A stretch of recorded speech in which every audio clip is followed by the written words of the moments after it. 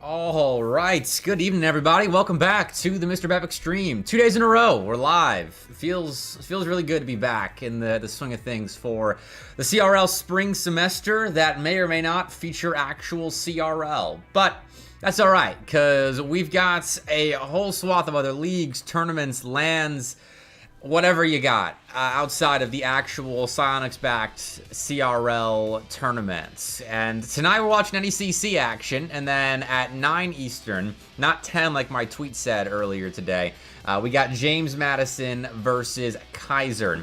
A classic little Wednesday Night Lights show match. Got my time zone wires crossed. I'm still shaking off my my holiday rust when it comes to scheduling show matches. But let's talk NECC, because that's what we're here for right now. And I gotta crop my camera a little bit. Give me just 1 second before we change scenes, because I want to show off the bracket we watching tonight, and it's not cropped well. I should have done this before I came in. I don't know why I didn't, but that is the way that we do this on the channel.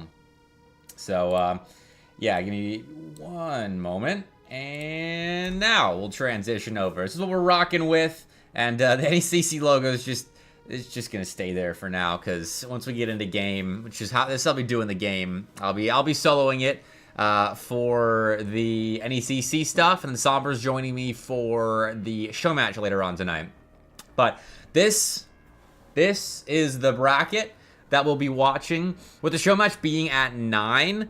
I'm expecting a bit of a rolling schedule when it comes to these matches, but we may run into a situation where, in covering this series right here, the winner of Southeastern Oklahoma State versus Cleveland State versus the winner of Carthage versus Bruton Parker, that one may bleed into the show match, and so I'll have to jump over to James Madison and Keiser. That's a scheduling thing on my part.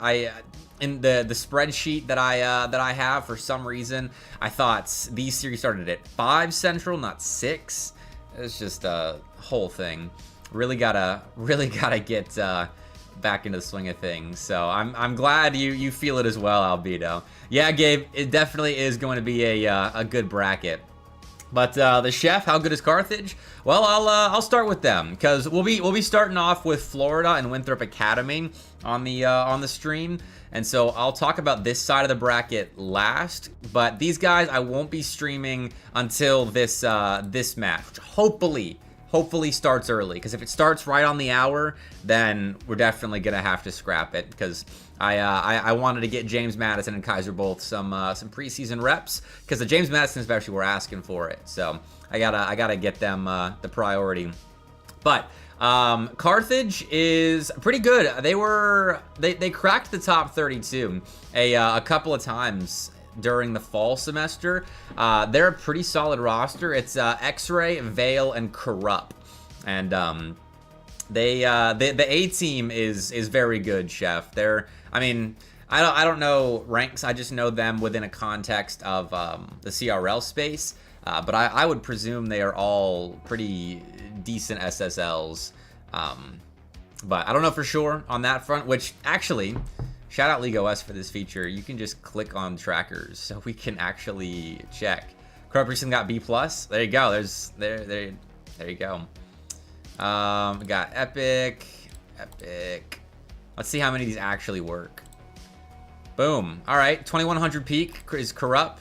Vale's a 2050 peak, and X-Ray 2K peak. So yeah, pretty well entrenched into SSL, and they got a rough draw, honestly. The way that this bracket was seeded was based on East and West Central regional finishes during NECC's Division II playoffs last semester, and so the top seeds are technically Cleveland State and Davenport Red. So work out the bracket in your mind that way. I think Cleveland State would technically be the top seed, Davenport Red the second seed. I don't remember exactly, but tough draw to get Bruton Parker varsity first. I mean, that right there is like a top 35 CRL match. And then Cleveland State kind of in the same range as Carthage, I would say, because They also touched top 32, I think, a time or two in the colleague polls last semester. And Southeastern Oklahoma State, they are, probably the weakest team in this bracket, unfortunately. Unfortunately for you especially, Albeit, I know you're cheering them on. But they're a threatening team and could pull off an upset if CSU or whoever drops down here, if they lose, aren't ready for their kind of more unknown style. Because I think most of these teams are pretty well known by each other, but Southeastern Oklahoma State and Cleveland State probably the least known. But that'll be an interesting side of the bracket to keep track of. Hopefully we get to stream this match. Hopefully. But one we are starting off with in 3 minutes time is Florida and Winthrop Academy. Winthrop Academy is also a good academy team. I wouldn't say they're in the top 32 range like your Bruton Parker, Carthage, Cleveland State, Florida, St. Clair Gold are, but they are really, really good for an academy team. They actually beat UNC Charlotte last night in Game 5 on the C3 Esports League stream. So already a solid win to start the season off. But this is the matchup. Phantom, Nikari, and Monster King are the trio, and Phantom has reps with the A team. Actually frequently gets called up to play with the A team in NACE matches because Garrett G can't always commute to Winthrop's campus. Like, it's like a 3-hour drive for him. So Phantom does regularly get reps in with the A team. But Larry has just sent me an invite to get into the lobby, and so I gotta tab away real quick. Wish him good luck. And we'll get back to the roster comparison. CRL is not playing. He's listed as a coach. I would figure he doesn't play for the B team. But the A team doesn't play in any CC, so if they have got any rules about playing down, then it wouldn't apply here because the A team doesn't play. Unless there's just a rank play down thing. I don't know. But he's listed on the roster, so maybe we see a situation where he subs in. I doubt he will, though. But yeah, Phantom is their best player. Nikari, though, no slouch. And then Monster King. I can't remember if Monster King was their third from last semester or not. But good luck, X-Ray.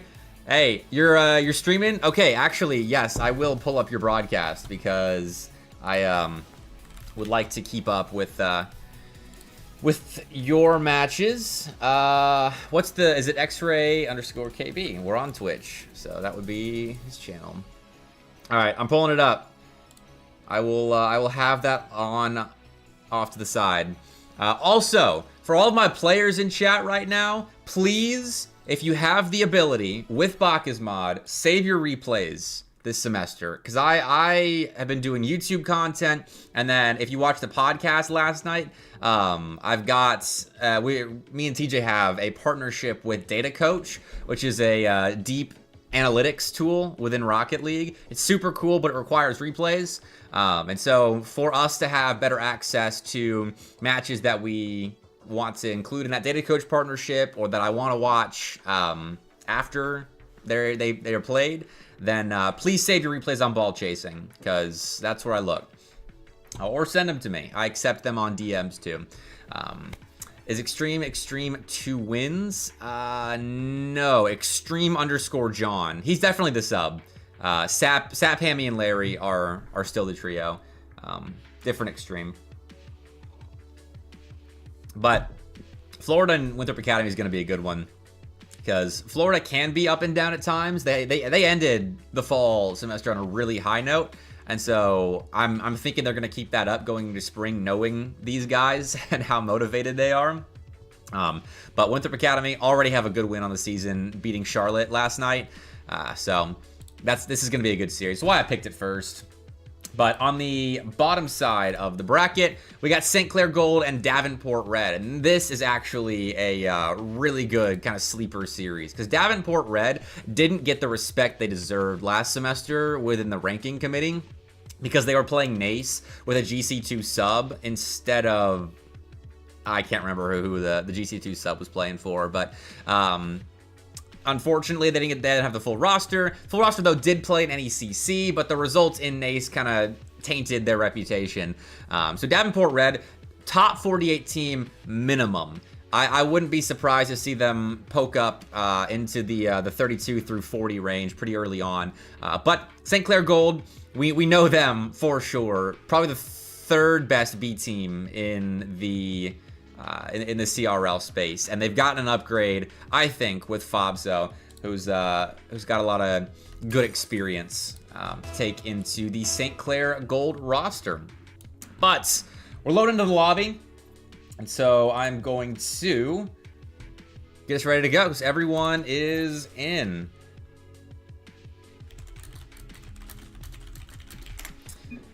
And let's switch on over. Best of fives tonight, by the way. That is not Tuesday Night Lights. Let me fix that. Does that fit? NECC D1 promo turning? Yeah, that fits. All right. Winthrop Academy and Florida. Get in a second. They're doing the lightning dance. But Gabe, you're rooting for St. Clair? Yeah, fair enough. I mean, I always I mean, the where I'm at right now with the CRL space, like I have pretty much talked to all of these teams and a lot of these players. So I always feel bad. I don't really have favorites anymore because I like all these guys and I constantly want them all to find success. So I can't blame anyone for rooting for anyone because we have a really good community in the CRL space, and Monster King already on the ball. And as we get started here in game one, I'm going to take this opportunity to look at Winthrop Academy's team from last semester because I can't remember their third if it was Monster King. So you're gonna have to excuse me for a moment while I look off to the side here.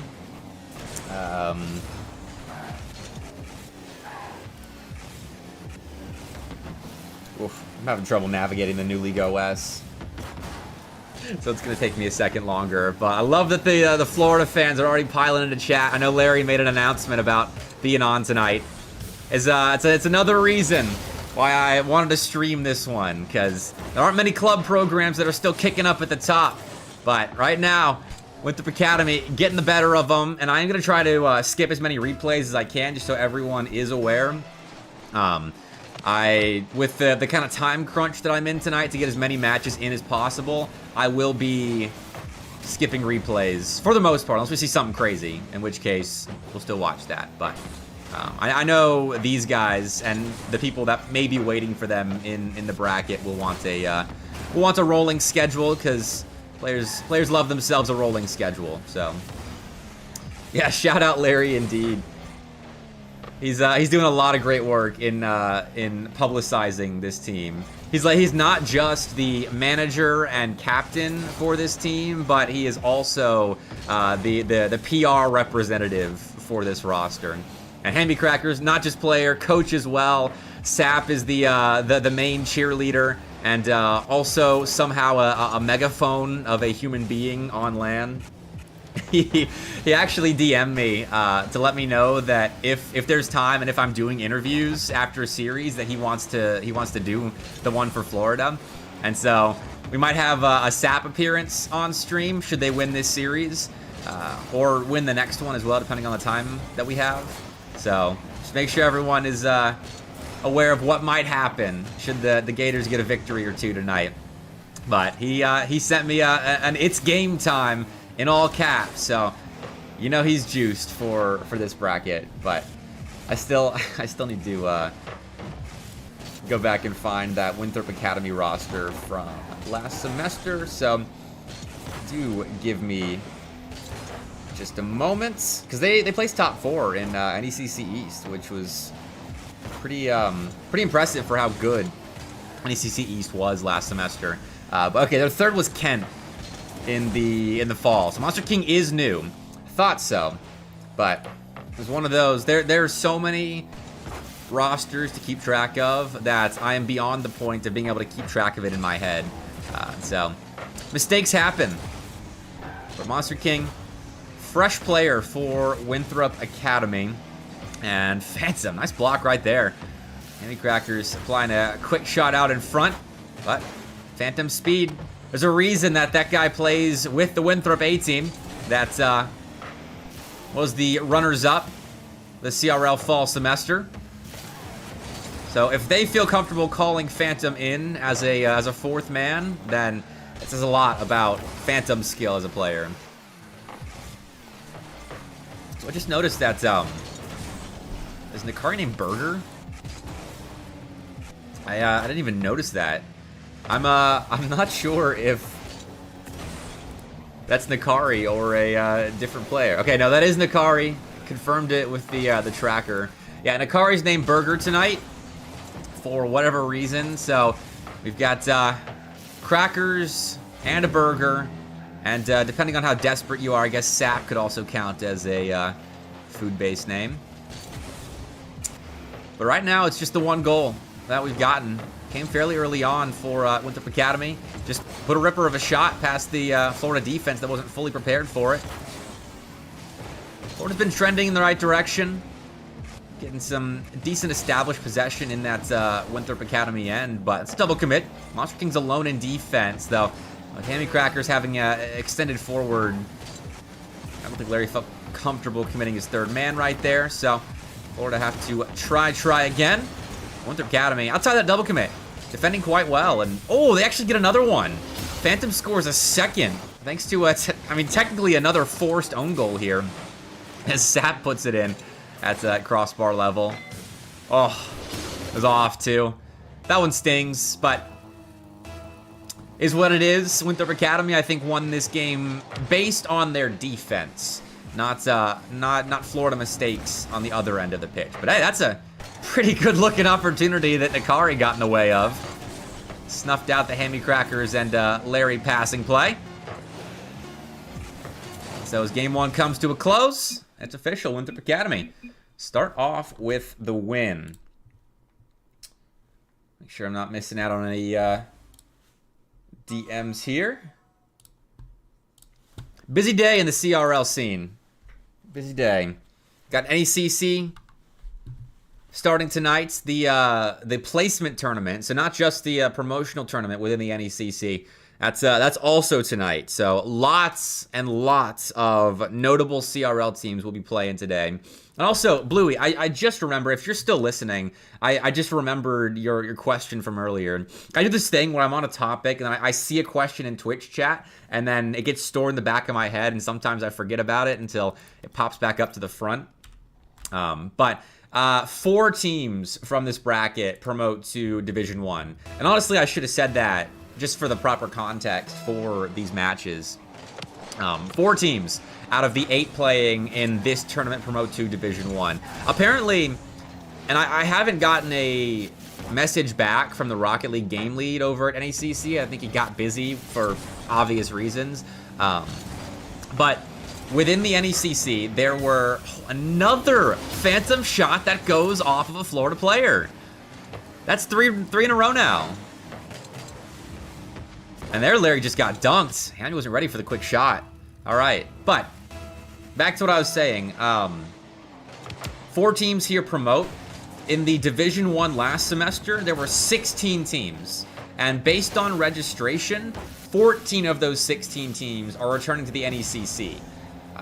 But 4 teams promote here, and Tyler Bektos, who is the RL game lead, told me that there are 12 teams awaiting the 4 that promote here in Division 1. So that means there are 2 squads that were in Division 1 last semester and are registered for the NECC that won't be returning. And I don't know who or why. So if I get that information, I will definitely relay it on Collegiate Exclusive. But right now, all we need to know is that the top 4 from this double elim bracket make it to Division 1. And in my mind, I think the definite favorites are Bruton Parker, I would say, on the top side of the bracket. I think that's definitely their bracket to lose. Probably Carthage. They're playing well early in the season as Nakari dunks the Florida defense. Man, Winthrop Academy are dismantling Florida right now. Not letting up a single thing on the orange side of the pitch. Always in position together. Rare mistakes. We didn't see that one double commit that I commented on, so I can't say it's been a flawless series from Winthrop Academy, but man, the other side of the pitch, any mistake they're making in defense, they are fully making up for with a really potent offensive attack. Get ready to learn Monster King? Yeah, how did Winthrop Academy look last night, Somber? Because Game 5 win over Charlotte's a good result, but you know, I didn't get to see the eye test because I was streaming other things, but looked a little rusty, but still pretty poised. Honestly, that's about what I'm expecting from most rosters in their first maybe couple of series back. But here it's Florida shaking off a little bit of the rust. That's a miss from Phantom. Couple of shots clang off of the post there. He's in a 1v1, but Monster King finds the stop. And Monster King has looked fantastic. Winthrop Academy might be an early team to call, jumping into the top 40 here. Yeah, do we know what happened to Kent, Somber? Maybe last night's mentality is phenomenal. Absolute grinder and looking to make the most of this opportunity. All right. I respect that. CRL is all about making the most of opportunities right now. With the amount of competitive teams we've got in the space, you get a lot of players that get opportunities alongside quality teammates. No clue about Kent? Fair enough. It's all good. All we need to know is Monster King right now. Not lighting up the scoreboard, but has definitely been an instrument for this Winthrop Academy attack. Though Nakari and Phantom are lighting up the scoreboard. Their shooting has been stellar, and they've caught Florida out in low boost spots frequently.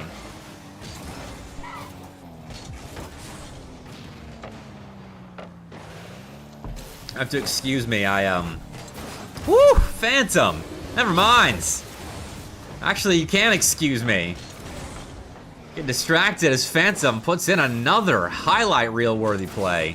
Nice read. A little bit of scoop with the underside of the front bumper. Put it through all three Florida defenders. Wow. They do look good. A win over Charlotte. I mean, Charlotte has been very inconsistent, and honestly, now that they have been, I don't want to say demoted because it was their choice, but moved from a varsity Charlotte roster to a club team again, I would have to imagine their inconsistencies are going to continue, just because I know they've got busy schedules, which was a big reason why Charlotte went back to club status, at least for Rocket League, for the record. And so I would imagine they stay inconsistent. So I saw Winthrop Academy beat Charlotte. I wasn't entirely surprised. Honestly, if I was doing the C3 prediction, Sombra, I probably would have called Winthrop Academy, considering the juxtaposition of kind of the two programs at the moment. Winthrop Academy being a very sound or fully kind of backed program with the might of Winthrop Esports behind them. That's gonna lead you to a lot of focus and a strong mental start the season off. A lot of motivation versus Charlotte, who I don't know where they're at because they about as up and down as it comes. Just depends on how much time they get to play with one another and how locked in they are on a given week. Got a UNCC. Yeah, I mean, fair enough, Somber. I know you're a little biased living there and all. But as time winds down here, Florida did get one. It's very much a garbage time goal, but you know, you'll take it. You'll take it. No perfect sweeps here tonight, but looking like it might be a sweep. Pretty one-sided still. 12 shots there to 4.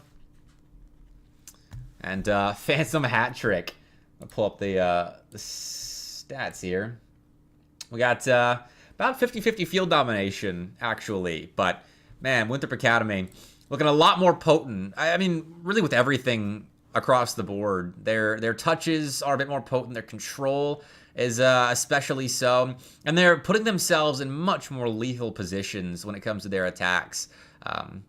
Although, I shouldn't phrase it like that because I feel like Florida is still putting themselves in lethal positions, but Winthrop Academy are so quick to challenge and get in the face of Florida that their 50-50 game and their speed of rotation is getting them out of what could be more dangerous Florida opportunities.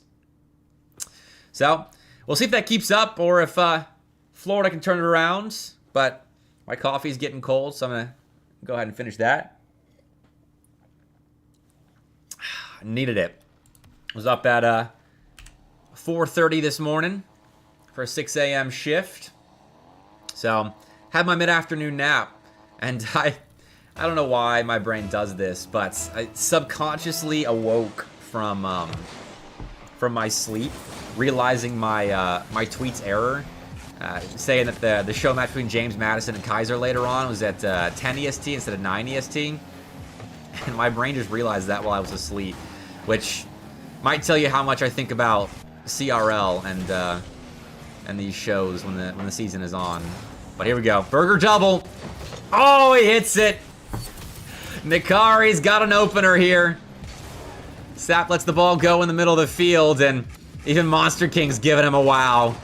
That's clean. Winthrop Academy are looking fine so far tonight.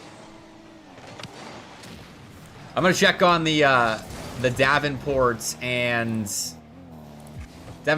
Clair series real fast. See what the series is looking like over there. I'm going to tune into X-Ray's stream as well. See how Carthage are doing. Looks like... Alright, they're up in one game, but they don't have a series score on X-Ray's stream. But looks like they're about to win a game, so it'll be at least 1-1 in that series. So that's where Carthage and Bruton Parker are at. Looks like St. Clair Gold and Davenport Red are tied 1-1 at the moment. Winner of that series plays winner of this one, which right now it's looking like Winthrop Academy. Florida, they've just been held in check. Not allowed to play their offense the way they want to. Hammy and Larry haven't been able to connect all that much. Their passing game and their kind of sweep the line demo game with one another is spectacular. And Sap individually as well has not been able to do much on the ball, which that's an X factor type of thing. When they made their run at DreamHack Atlanta, Sap on the ball and with his mechanical game, that was really the X factor, which I think elevated them to that sort of a run where you're beating teams like Akron Gold and playing to Game 5 with Fisher.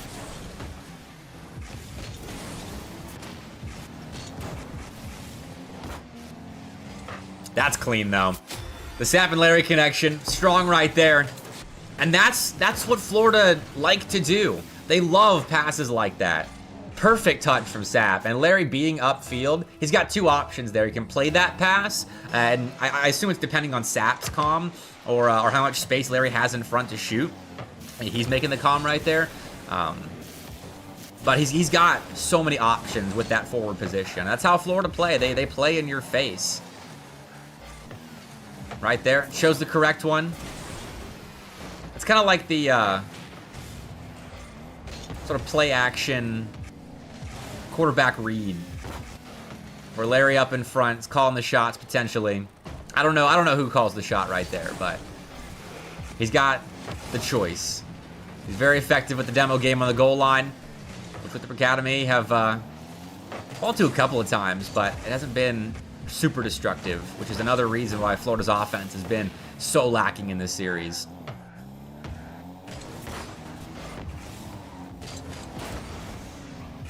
Another incidental touch. And I'm sure to start this series off, giving up 3 or 4 straight goals where the ball goes off of a defender has got to be pretty frustrating.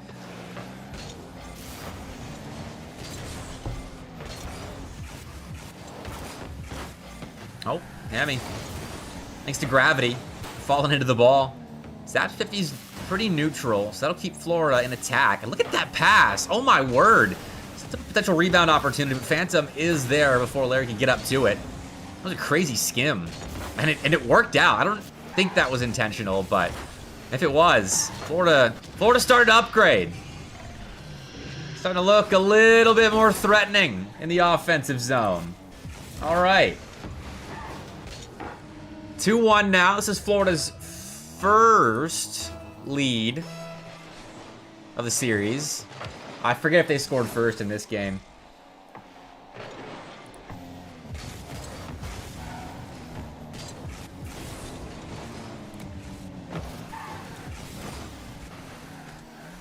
Let's see. Actually check on this now. No, it was Bepic Academy that did score first. So this is Florida's first lead of the series. Almost 15 minutes in, but better late than never. These guys will not say die. Bepic Academy, now we can see what they do. Played from a deficit. And they're putting together a nice passing play. Monster King going up for the double. Hammy's ready for it. Waited on the shot, made the perfect read. Now Sap and Larry together. Couple of potential 1v1s, but again, Sap on the ball. It's not looking completely clean tonight. Couldn't pick that one up for a flick or a shot. Good beat there. He's at least got the pace to make up for the lack of control. Florida could get their first one on the board now. Monster King just letting the ball sit.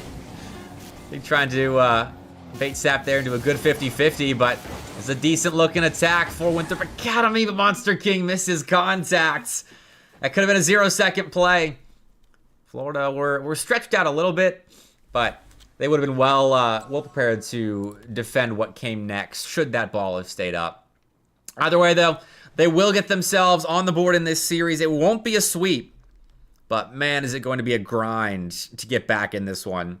Well, Florida, they're a pretty heavily momentum-based team, I would say. And they kind of have been for a little while now, since Larry started playing with this roster. I think it was his freshman semester. He was on the A team with Kyan and True Raid, I think was the trio then. And they were fun to watch. I think Kyan was a young student as well at the time. True Raid, a junior or sophomore. And they were always kind of a streaky roster then, and that identity has remained, even with the upgrades in personnel with Sap and Hammy. But right now, checking on other series, Davenport Red have gone up 2-1 over St. Clair Gold. And right now, Carthage and Bruton Parker are tied 2-2 in either Game 3 or Game 4. I'm not sure. And there's 90 seconds left in that one. If this one wraps before that series is over, we'll definitely pop over and watch. Because if Carthage take a win against Bruton Parker to start this semester off, that's real nice for the guys up in Wisconsin.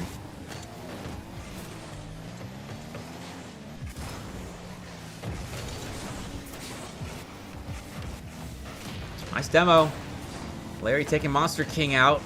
Could set up a chance there, but we'll Sap and Hammy go for the same ball. Out. Larry's in a 1v1 with Phantom. Ball's a bit flat. Phantom couldn't put the shot on target, and ball bounces off of the back wall instead of up it. So, it's an easy clear for the Gators. Now Bepic Academy are kind of slowing down a little bit. Let's see how they get back in this one. Counterattack passing plays have been how they've been gaining space. That doesn't quite pan out. Now Phantom on the ball. Has got Hammy. Close proximity. Beats him with the 50-50. Gets a quick flip reset. Goes for a pretty rushed Musty, so not much power. Now Florida can break away. Larry's going backboard now. Monster King quick to make the read. But you can see Florida really getting into this series now. Better touches from Larry especially. I think his quick redirects and plays downfield have been getting them a lot of room to work with in offense. Once they get to that goal line, it looks so difficult to break through Winthrop Academy, or staying extremely composed. Like Somber said when talking about that UNCC Winthrop Academy series, Winthrop Academy do look quite poised. That seems to have continued from last night into tonight, which, with an Academy team of unproven players, poise is always a positive adjective.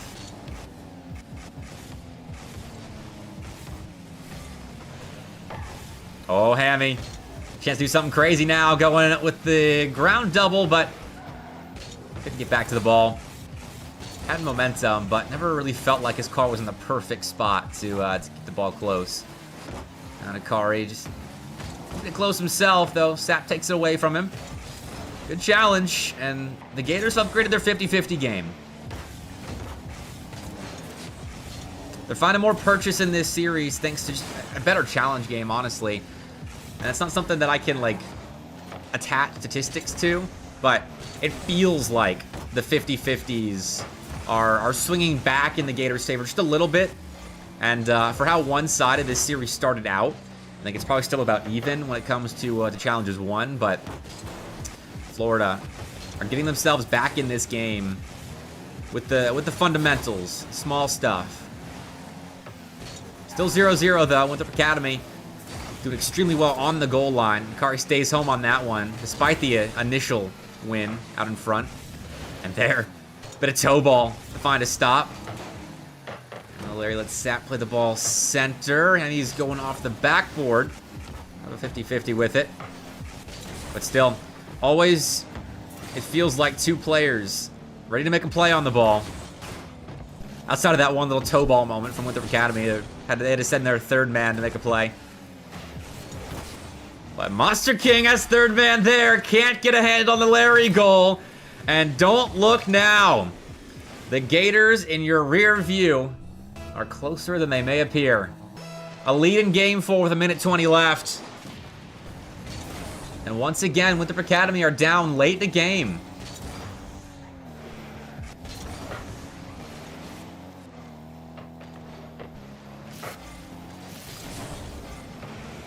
I'm not sure what's changed in the Winthrop Academy side. Maybe a little bit of timidity, but okay, just get a goal just like that.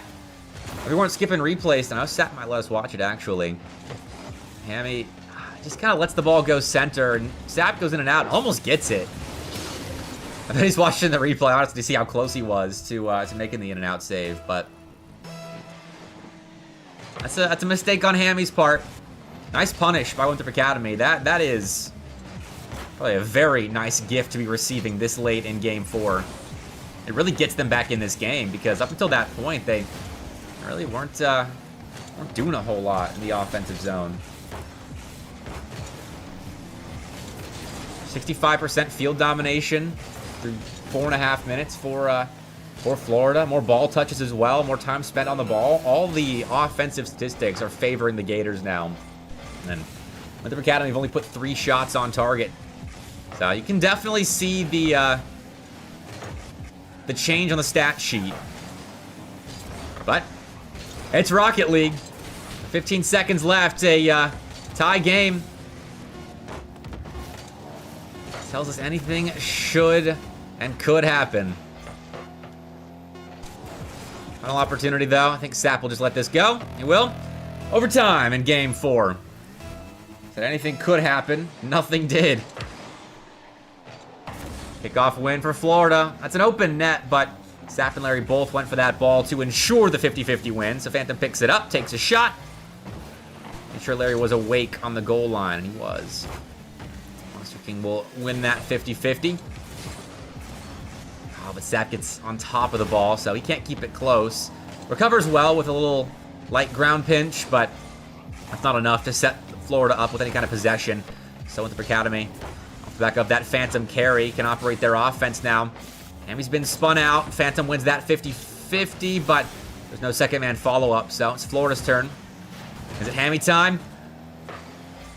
Not quite. Larry didn't have the boost to go in right there off the backboard. Despite it being open, Winthrop Academy, we're a little bit out of position, but Florida couldn't punish. They'll have to be satisfied with possession. And a double commit actually, would have given Sap a chance at the game winner, but got taken out from behind by Phantom. That's great heads up, Rocket League.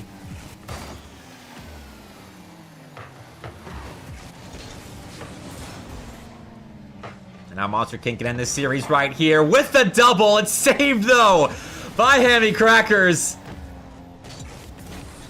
Oh, Hammy keeps his team alive. Monster King gets a second opportunity. He's going ceiling with it.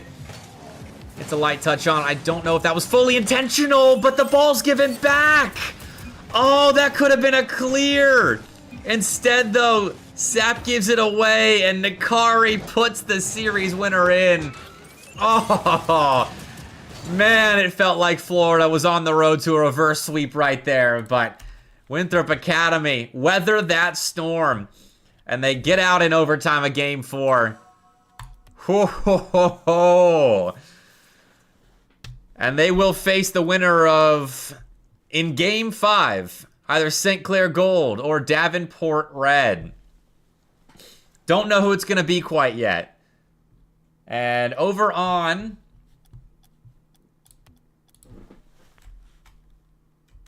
Hold on, I gotta...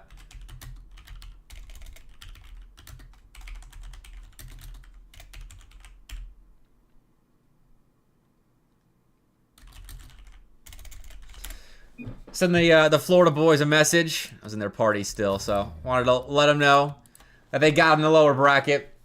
But let's pull up the X-ray stream, and we will wait on whoever we get in the next series once Davenport and St. Clair wrap up. All right, this is not fully pretty, but we make do. There we go. All right, this is X-Ray's broadcast on Carthage, and I'm gonna ask in Twitch chat what the series score is.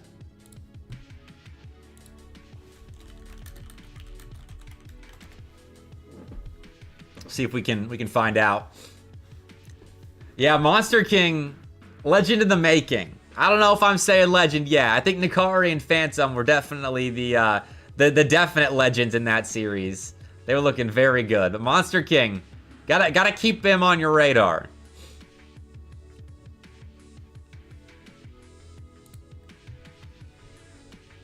But all right, Davenport Red have beaten St. Clair Gold in Game 5. So we've got upsets on all fronts so far.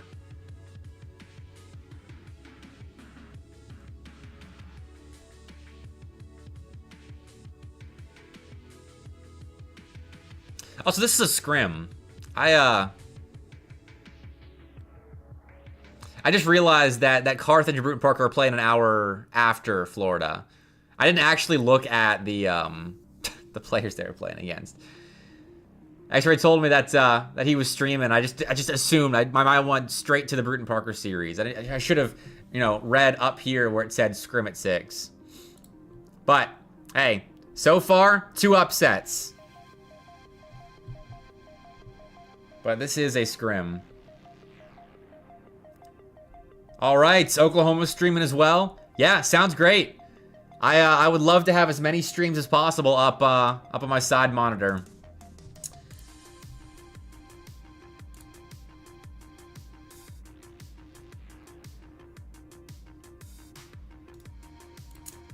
But okay, I need to reach out to the Davenport boys to get some lobby info. So I'm going to just leave this up so everyone has something to watch here. I'm gonna see if they can actually get a higher quality stream. Nope, 720 is the source. All right, give me 1 second. I'm gonna mute and turn the music up so you guys can listen to some synthwave and watch some Rocket League.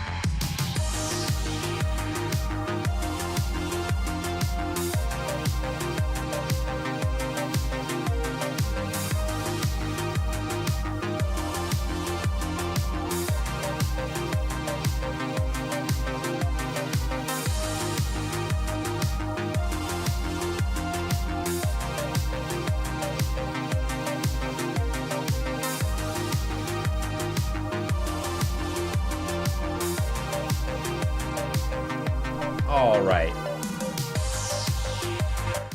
We got that match coming up in a second. They're gonna stick with a rolling schedule tonight. And so we should be getting into Davenport Red versus Winthrop Academy here in a second. And I need to update all my graphics. It is the Bruton Parker main team, Ty. So going to be a tough test for Carthage. But apparently they have not dropped a game in their scrim yet. So that's what I was told by Twitch chat when I was thinking that they were playing Bruton Parker already. With how pixely the stream is, I didn't see any of the opponents' names, but they're still winning. So Carthage looking pretty solid. And they're gonna need to look good for sure. But all right, I'm gonna update my graphics and put the bracket up on screen as well, so we can look at the results. But actually, they're checking in, so it's probably going to be just a half a second before this the series starts. Might be another classic Bepic stream live production editing, like while the series is going on, type of deal. But Game 5 win for Davenport Red. And I told you, this team heavily underrated when it came to the colleague poll last semester. And I think once we start getting rankings going again, Davenport Red is going to get that respect that they deserve, because this team is good. We're so spoiled with quality B teams in the CRL scene.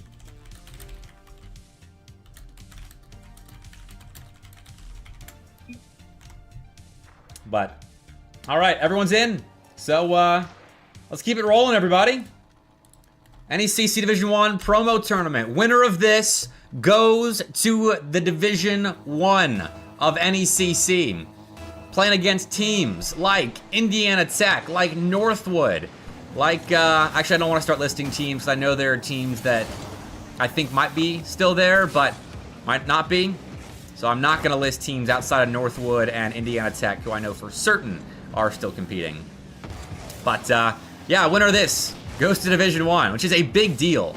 I think Division 1 of the NECC, outside of CRL, is the highest density of top CRL squads in one place, because you got 16 of essentially the top 32. All right, Noah's in chat as well, cheering on his boys. It's a best of 5 for those that are just joining us for this series.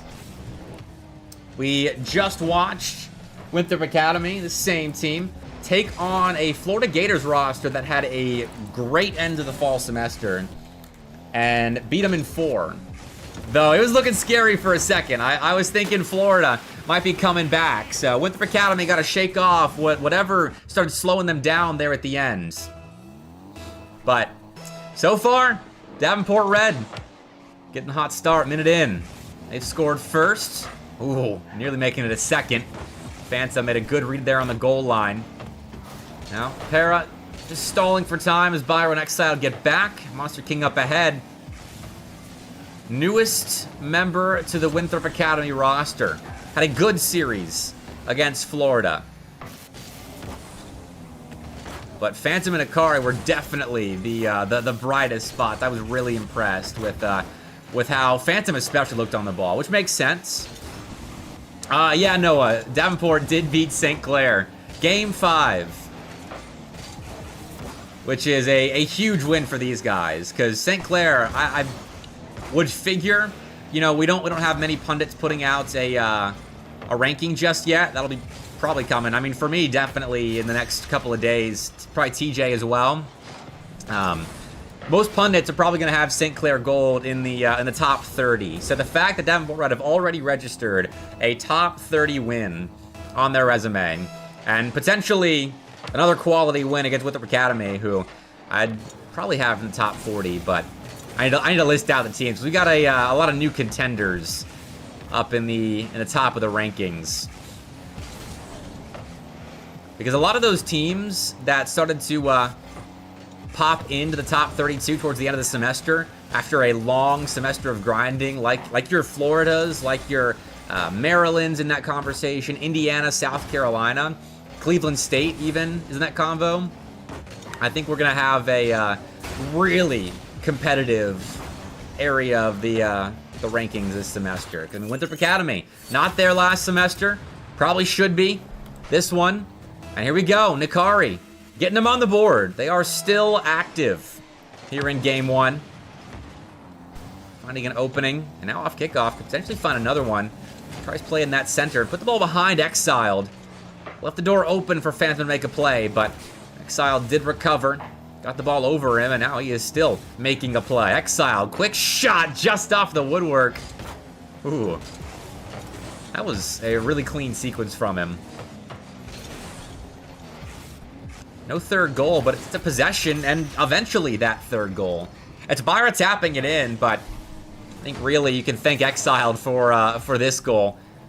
Did get the assist on it, so we'll get 50 points, but started that off with a nice play in defense, turned it into a decent counterattack opportunity that led to possession, and now a multi-goal lead reinstated for Davenport Red.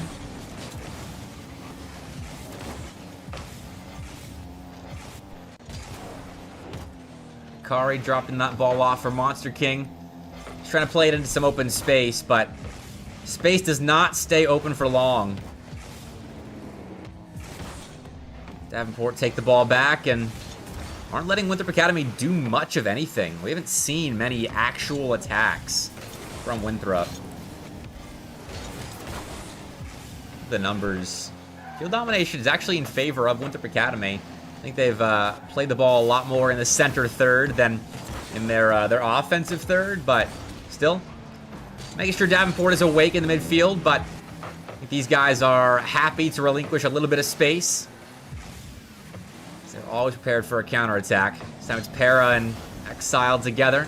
Put a little pot shot on target. Phantom's going to have that red every day of the week, but still letting your opponent know that you are going to strike at any given moment. Exiled going to strike here. How about that? Letting the ball right out in front of the orange net for Byra, but defense is back. 30 seconds left.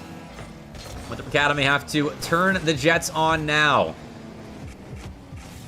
Looked unbeatable in the first two games against Florida, but got out of that series after grinding out game 4, posting a comeback, and now Davenport's taking it to him. Little reality check for Winthrop Academy. No kickoff goal there as Byra's back in time. Nikari played it off the backboard, but nothing easy. It's being given up by this Davenport Red team right now. They got something to prove this semester. I think it was Byra I was talking to about them feeling a little bit hard done by the colleague rankings.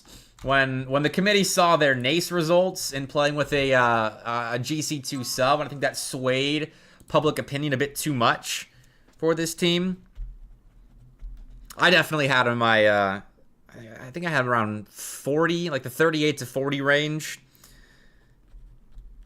Because they had some decent wins in ACC last semester, and they went on to win the West Central Division as well, which is not easy to do. NACC Division 2 is pretty stacked.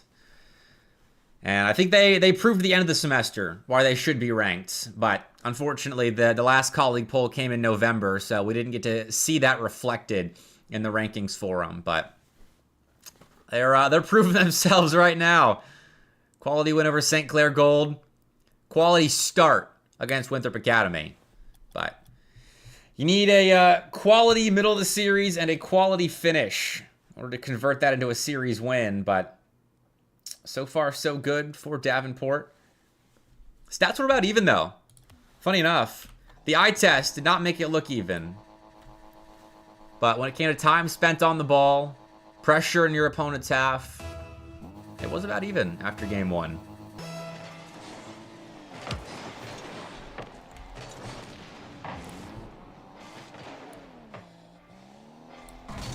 Get into game 2 now. Just realized that I forgot to update my YouTube stream title, which I am streaming on YouTube now. If that's any of your speeds, I'm trying it out. I used to multi-stream before my CPU stopped being able to handle it. But I got a new one, and so I'm back to streaming on both Twitch and YouTube. Mr. Bepic in both places. If you want to check it out. That was a clean opening opportunity for Winthrop Academy, by the way. But Davenport Red don't let it in, so we'll stay scoreless. It is worth noting that Winthrop Academy coming out of the gates looking strong. Though Exile just taking out, it's just taking out 2 cars. There's no defense left to stop that Byra shot. Para goes for the Psycho and actually might have scored it had he made contact on target. But Byra's there as a plan B for the Davenport Red attack. But those 2 demos up in front are really what put that goal in. That's fantastic. Once again, Exiled, making his presence known. Not with the goals. He's not the one doing the scoring, but the setup plays are largely Exiled. I'm glad to see that. Everyone's fulfilling a necessary position on Davenport Red in this series. These guys have a lot of experience playing with each other.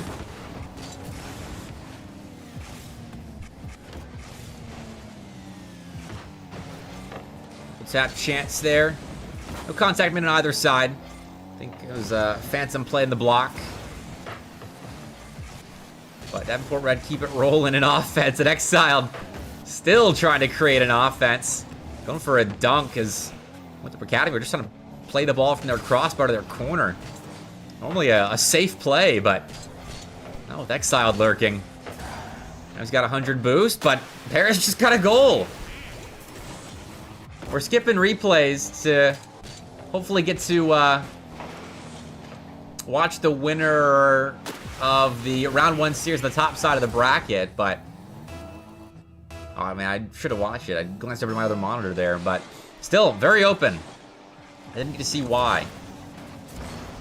Speaking about YouTube content though, with my auto uploading the replays of these series, I'll probably be watching the demos again, posting those on my YouTube channel. So if that's content that you're into as well, it's very basic YouTube content, but I've been told it's something good to put on while you're eating dinner. A little bit of educational Rocket League demo review with me. Looks kind of like this, honestly. Less casting, more watching though. But I will probably be checking these replays out. Oh, Phantom! Almost put that in. It's alright though. That's why you got teammates. Make up for slight misreads and mistakes and create demo counterattack plays at the side of the pitch. Nicely played here by Winthrop Academy. Phantom makes a near fatal error on the defensive end, but then recovers quickly, forgets about it. Runs ahead for a demo up in front that gets Winthrop Academy back within 1 for 5 seconds. And that's all. Byra and Exile together. Creating something there. Exile getting the final say in that play, but this time it was Byra in the midfield. Winning a couple of challenges and putting the ball where the defense wasn't.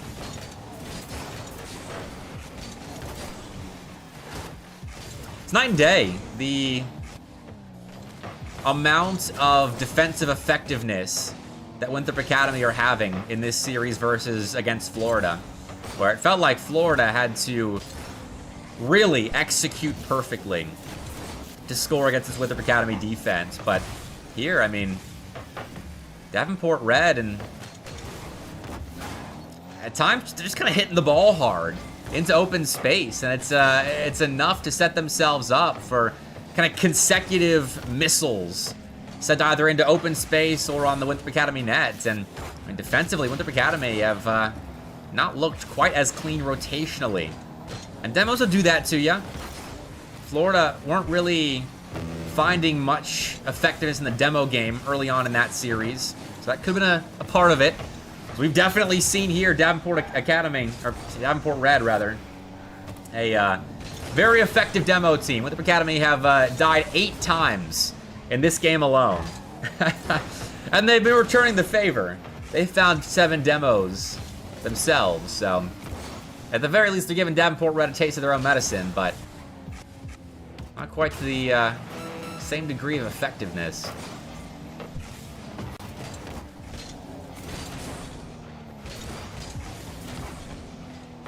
"20 seconds left now. Davenport Red have themselves in a position where if this result holds, they'll be 1 game win away from popping into the Division 1 of NECC.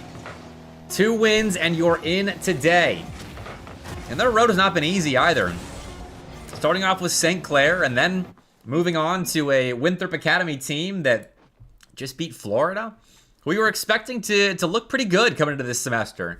And it didn't look bad, especially later on in that series. Winthrop Academy definitely outplayed the Gators.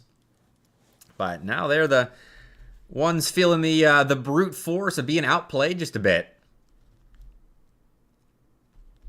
Still, even offensive numbers again, and that really does tell you that with the time and opportunities that you're getting in the offensive zone, Davenport Red are just the better of the 2 teams, straight up. Their ideas are cleaner, their execution is more effective, their demos are definitely deadlier.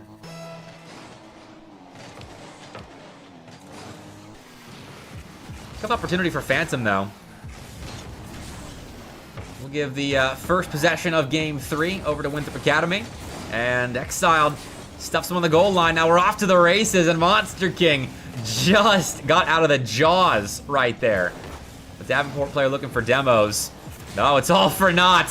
Phantom's taken out by Exiled, and the car parts keep raining all over the pitch. Davenport Red are out for blood.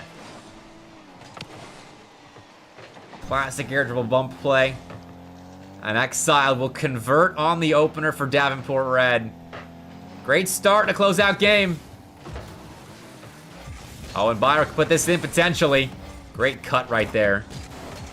Monster King kind of saving the day. Had his 2 teammates descending, but it doesn't even matter.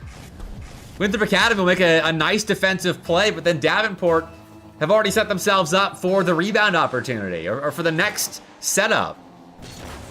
It's 2-0, just like that. Monster King could get one back, but not able to right there.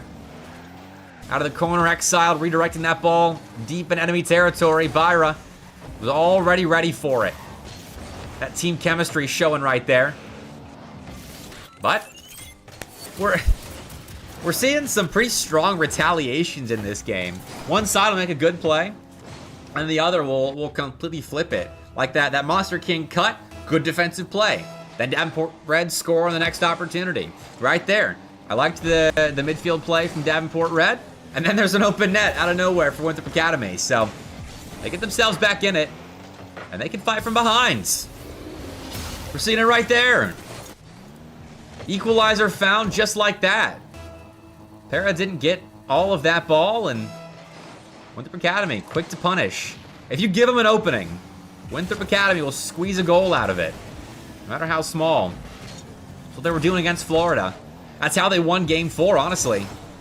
I think Florida played the better game in Game 4, but they made a couple small mistakes, and Winthrop Academy were all over it. Very good at heads-up Rocket League, but Monster King dives in right there. Oh, Phantom feels the ball with a little bit of space, and that's all Phantom needs, just a little bit of space. Solo play to put Winthrop Academy in front. And that was real quick. 3 unanswered. Byra will bump Phantom there. Phantom had a lot of green grass out in front. If Byra didn't make contact with him.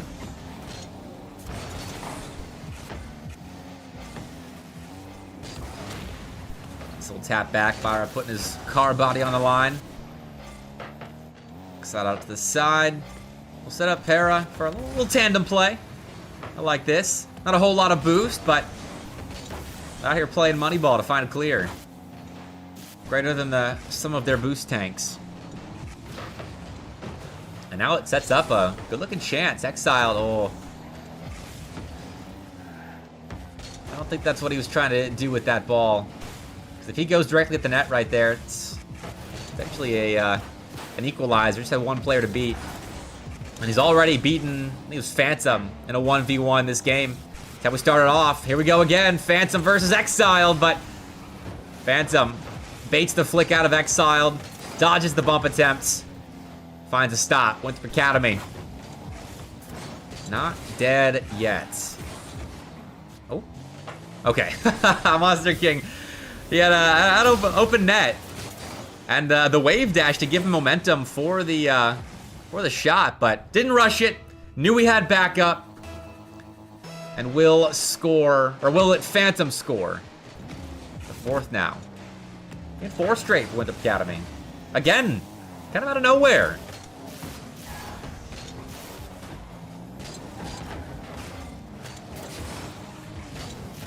But that's what happens in a series where you're setting yourself up with good possession.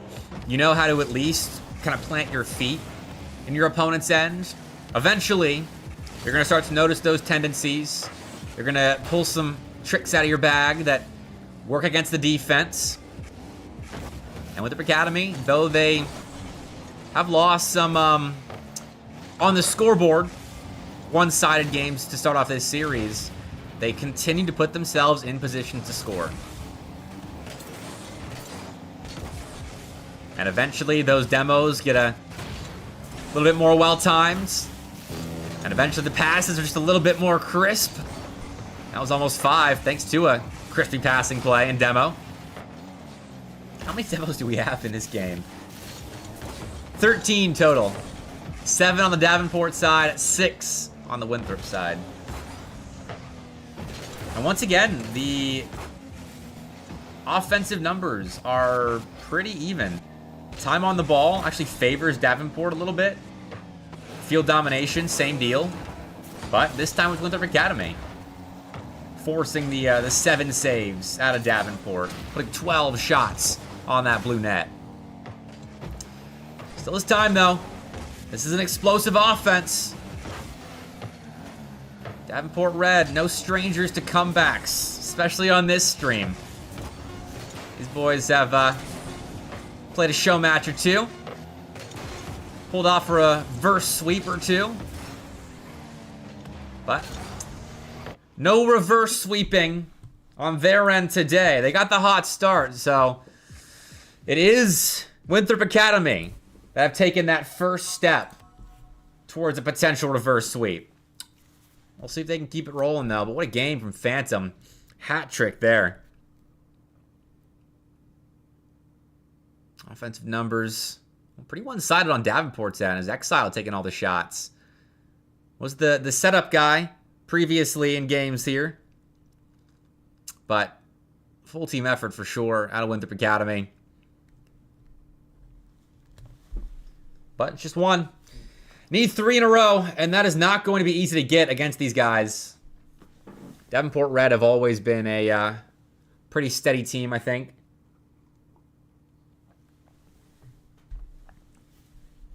Phantom is cracked, SJT. You guys would know. That is a... I think C3 was kind of ground zero for this Winthrop Academy team and how good they can be, which in turn is how good Phantom is as well. Then we got to watch Phantom play a couple of those Nace matches with the A-Team Winthrop roster, but oh, here he gets pulled out of net. Suckered into the corner thinking Nakari was going to handle that possession a little bit better than he did. And so Phantom looks the fool a little bit right there.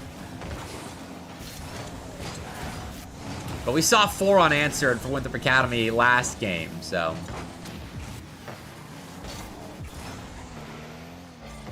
won't judge too much based on the opening concession of this game, though. Davenport Red could be getting back to their games 1 and 2 ways. It's a decent look for Para here. Oh, no, it's not. Had Dakari in the area.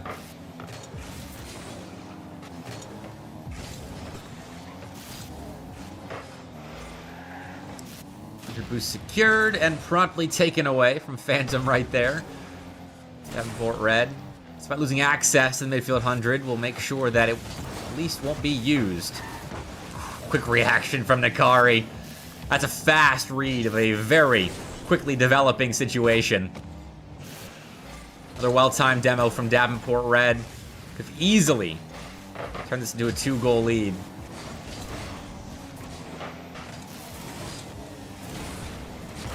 Side still might.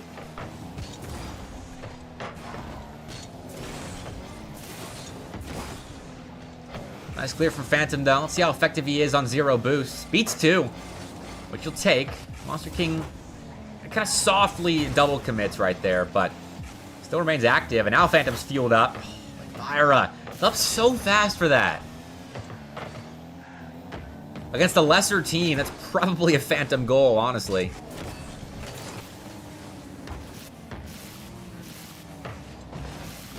Chip from Byra. Bails out of the touch, but Nakari doesn't bite on the fake. Now center ball. Sees Nakari and Phantom both go up, but Monster King's got a lane to the net, though. Couldn't get all of that shot.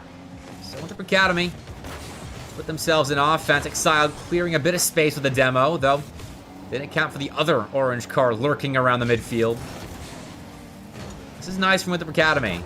They're not rushing possession. Keeping themselves midfield line, and if they had won that 50-50, would have continued to operate their offense. Extended a little play in that blue end, but do have to retreat.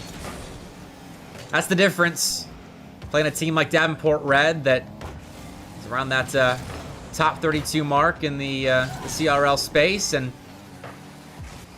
a team that is outside that range. Those little challenges that, if they go your way, probably lead to a goal, versus now just a straight possession battle. Oklahoma's live? All right. Let me see how many Twitch channels that I follow just went live for these NECC matches. Oklahoma. Actually, not that much. Guess I don't follow a lot of the channels that are streaming their NECC runs. All right, looking forward to it. Looks like Carthage have started their series against Bruton Parker as Winthrop Academy have tied us up.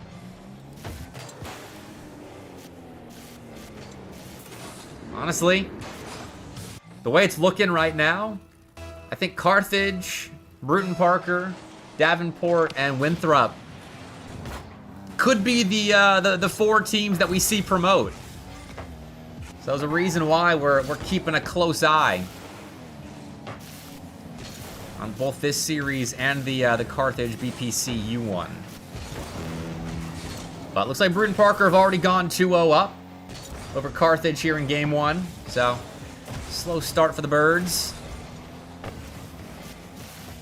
Nice boost grab by Phantom right there. That could be pretty instrumental in setting up Winthrop Academy for one final push for a goal. Using it now to try and find a clear. Corner boost secured by Nakari. And now, oh yeah, definitely with that touch, this is a chance for Winthrop Academy. Berger, as his shot saved. Monster King's well fueled up.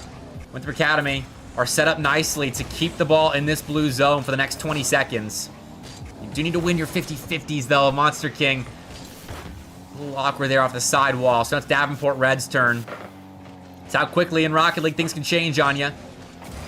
Makes up for it though with a challenge win right there. But Byra steals it back from Nakari. 5 seconds left now. Incoming. Para stuffed by Monster King, and we get overtime here in game 4.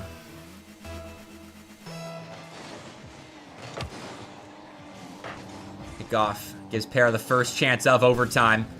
He's going off the ceiling, but get back for even a 50-50. Nakari gets up quick.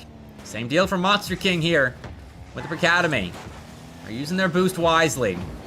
Staying back, and that may actually spell their doom. Davenport Red close things out in Game 4. Oh, switch to fly cam here. You get the full view of that exiled carry. Man, was he an instrument of destruction in this series. Probably my MVP for Davenport Red. Did a lot of great setup work for DU Red, who'll be heading to the Division 1 of NECC. Congrats to him.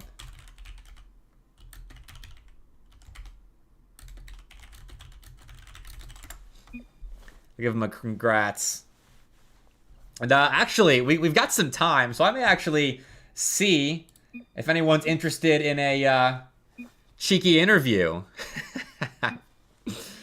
Byra said they better be in the power rankings.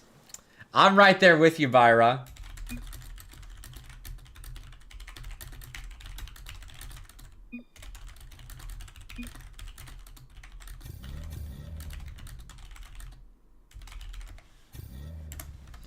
Gonna see if any of them are interested. Hey, Nakari, GG's tonight. Good luck in lowers. I usually need to peep the bracket, but I'm gonna do this interview first. All right, I'm gonna give Byra a ring. I think he might be doing the interview here. Hey, what's up, Byra? I don't have cams or anything. Only I can see you on stream. But hey, how you feeling? NECC Division 1, man. Yeah, I feel good. This is my third spring back in the top league after being placed in the second highest. So this is deja vu for Davenport. And that's a good kind of deja vu to have, being back at the top. And I saw you said better be in the power rankings after that series. I'm with you, man. I think the colleague poll is gonna have to take some note. And I mean, I don't know how closely you follow the rankings, but any suggestions for where you guys should be placed right now? I mean, you beat St. Clair Gold, who are probably in the top 30, with the Academy, who are a solid roster as well. You got any suggestions? I'd say based on like last semester's rankings, anything that starts with a 3, we wouldn't be mad with. Okay. Being on there, I think, is what we deserve, though. Last semester, we didn't get to play 2 of the 3 opens, and then we went and played the 3rd one with our team and had tech issues and got upset. So nobody gave any looks at us despite winning Division 2 and doing a bunch of other things as a team. Well, I mean, strong finish to fall, winning Division 2 NECC, and now you've carried that momentum into the promo tournaments. I mean, how's the grind been in the off season? Did you guys have a nice break, or are you back to grinding now? Yeah, we had a Christmas break to work, get some money for the college funds. But we've been scrimming 4 nights a week ever since we came back, and this is week 3 now. So we've had plenty of time.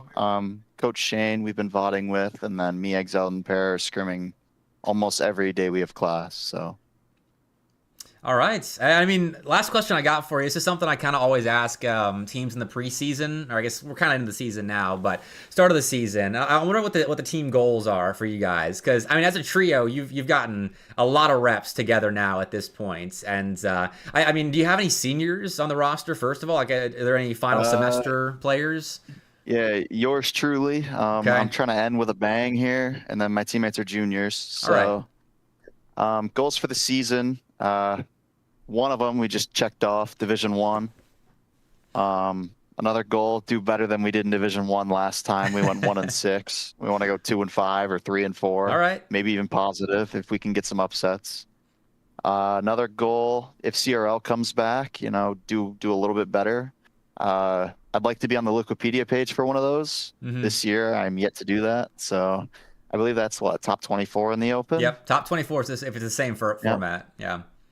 Yep. And then we have a conference land coming up here in, I believe, 19 days, the GLIAC Championship, and our goal is to win that. It'll be 3 in a row. All right, and it's you guys playing in it, not the A team. It will be us. All Yes, right. we have confirmed it. Sweet. I like that you have goals listed out. A lot of teams don't have like kind of a checklist like you just rattled off. So I appreciate that, Byra. It kind of an insight into how you guys think about the grind and the season. So I appreciate the chat, dude. Congrats on checking off that first box. Yep, thank you. Ranked Davenport Red soon. I'll see ya. See you, man. All right, good chat with Byra there. I got to see his face. I don't have the ability to quickly put webcams up on the broadcast, but he was smiling after that one. So congrats to the Davenport boys for the win right there. And let's put the bracket up on screen, showing the path of now Winthrop Academy as they drop to the lower bracket. And looks like right now. Put it up on screen. We got the Carthage and Bruton Parker series has begun. Keeping an eye on X-Ray's stream right now. I think Bruton Parker got game 1 there. Then this is what we kind of watch in real time. Watch these two series. Davenport Red towards Division 1 now. Then St. Clair Gold just confirmed the win over Florida. Rough night for the Gators, unfortunately for them. So St. Clair Gold will be taking on Winthrop Academy, and might actually try and jump in for that series. I'm going to pull up Discord right quick because we got 45 minutes before my scheduled show match, and I think if that series is ready to go, honestly, I'm going to stream that one instead. As much as I would love to watch the winner of Carthage and Bruton Parker versus either Cleveland State or Southeastern Oklahoma State, I don't think it's in the cards for the schedule tonight. So let me pull X-Ray's stream up real fast. That way we can all watch. Once again, mute and put the music back up and get things set up. Give me 1 second.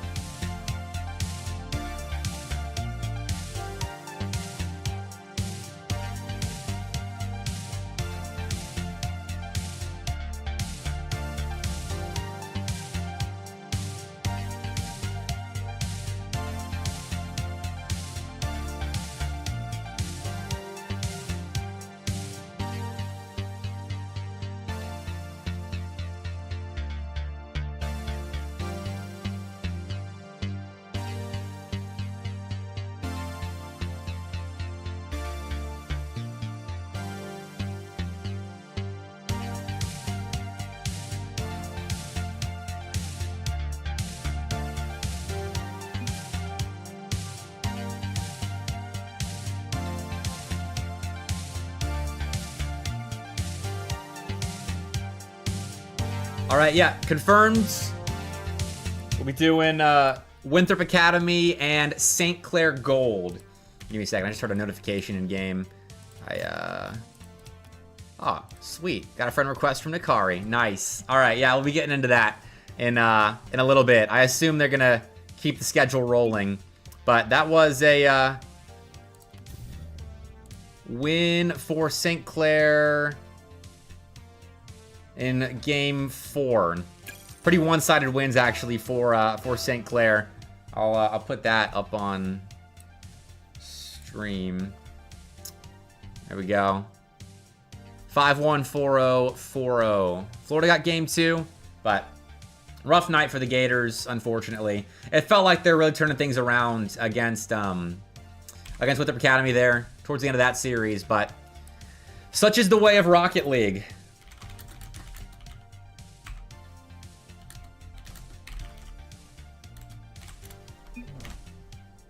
Okay, we're getting straight into this series. And I've not updated any graphics or titles or anything, so it's gonna be a classic Mr. Bepic does the production stuff in the middle of watching these teams play. So give me a sec. All right, well, we actually have a sec. Shout out to Monster King. for giving us a second longer.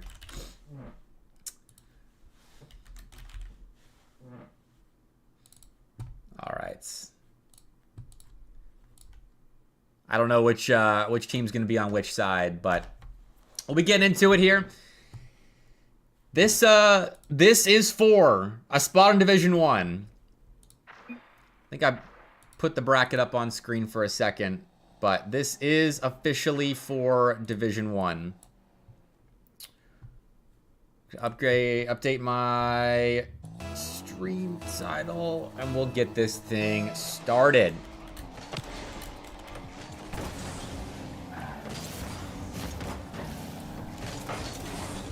And then for those of you that are looking for more action after this, it won't be the Division 1 promo turning any longer. It'll be Davenport versus Keiser at the top of the hour, 8 p.m. Central, 9 p.m. Eastern Time, despite what my tweet said earlier. Woke up from a nap and a cold sweat, realizing my mistake. And Zinvez had also messaged me about it. Okay, Fatal Leaf. Coming to game early on here. Oh, doesn't lead to a follow-up opportunity. JMU, not Davenport? Yes. What did I say? Did I say Davenport? Man, I am not with it today.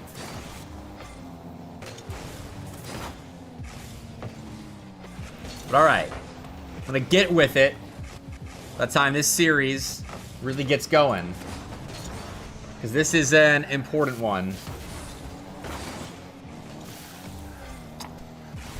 I clean up my tabs. So I gotta keep an eye as well on Carthage versus Bruton Parker. All right, I think Carthage won game 2. I think it's 1-1 over there right now. For everyone keeping track at home. 1-0 here. St. Clair Gold scoring first. And it is Barrist. Rocking that CRL Spring 2025 champion tag.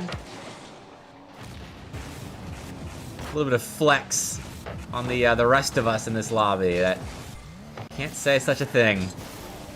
Legacy of winning at St. Clair. Even before they had that dominant European roster, the RG Zion Jazzy roster. Still, at the top. Guys like Vesh, the newest member of the green team. Big part of that. The St. Clair roster, just the roster of teams, I should say, goes deep. Overlays flip. Good call, Somber. You're getting paid the big bucks tonight for all the production work you're doing. I'm gonna have to double your rate for the show match that you're casting. You're welcome. Somber will be on the call with me later on for that Keiser and James Madison series. And he has just gotten a raise too. I mean, double a 0 has got to feel better than 0.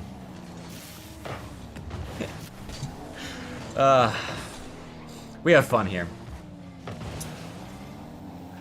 With the Academy, they were playing on the orange side of the pitch the last 2 series, which was nice. Didn't have to keep track of that pesky overlay. But we got to shake off the break rust, and seems like St. Clair have. They lost to Davenport Red in 5, and now have come out. I showed you the game results against Florida in that series, and they have kept it rolling into this one. Winthrop Academy feeling the burn at the moment. Got some decent opportunities in their offensive ends. Nice passing plays out in front, but they've been stifled by St. Clair Gold, and Saints are having a good time scoring in the blue end. Chance now with both Barris and Fobzo both up at the same time. Not double committing, but Barris, if that was a double commit, he turned it quickly into a pre-jump. And this St. Clair Gold team, I mean, TJ on the podcast last night, collegiate exclusive, by the way. Follow us on Spotify. He seems to think that Fobzo being put into this roster instead of True or Christian is an upgrade. And St. Clair Gold, I mean, at their best last semester, probably around the 25 mark in the rankings. So, if that Fobzo move is an upgrade, which I'm holding out. I'm holding out on committing to an opinion on it, especially after a loss to Davenport Red, who are a good team. But if you're starting off your season with a loss against a team that I would probably have as an even rank, then I'm waiting to see if it really is an upgrade. St. Clair Gold were quite up and down last semester. Up right now, though.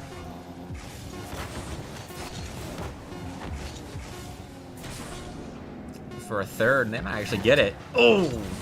Stuffing the ball into the post, never a good thing, but the blow is certainly cushioned, I think, by having a 2-goal lead with 2 seconds left. So, St. Clair Gold handle business here in game 1. One-sided stats, too. 9 shots to 5. Saved all the Winthrop Academy shots as well. What are we looking at numbers-wise? More ball touches by 17. More time spent on the ball, behind the ball. Just all around a very good game from St. Clair Gold. Let's see if they keep it up.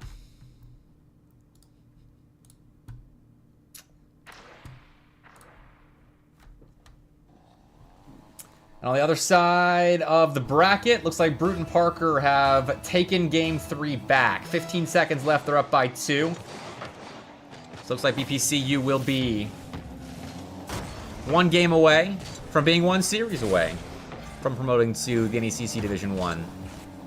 They were the only team, mind you, that the NECC was just like, all right, they're so good on paper, they don't have to have done well in Division 2 playoffs last semester to get a spot in the promo tournament. Whew. You know, I just realized, you know, with my camera on stream for these solo casts now, which I like, by the way, so far. You get to see all my like stretches. Sometimes I'll get up in the middle of a series while I'm casting and fully stretch out while my co-caster is talking. You get to see that, the net cracks as well. We'll peek behind the curtain, but I like being on screen. It feels more like I'm talking to you, which is how I want these solo casts to be. Although I was doing some of that during CRL watch parties, where I'd be by myself for like 6 straight hours of bracket watching. And there was one time I was, hold on, oh, okay, had to pause there for potential Fobzo clip. But there was one time where Missouri was playing, they had a nice clip, or something was clipped, and Alpha Kept retweeted it, and I was casting that series. It came from my stream, or he was watching it, I think is what happened. It was an Alpha Kept stream clip, but he was watching my stream of the match. And I was talking about this like chicken fried rice that I was eating for lunch, and that was included in the clip. An entire series of at least 20 minutes of content, and the 15 seconds where I'm talking about my lunch gets clipped by Alpha Cat. And people were clowning on me for it, but that's what I like. I like these sort of watch party style solo casts, because I used to do full solo casts like back when I was first starting out, and God, that's exhausting. I don't want to do that anymore.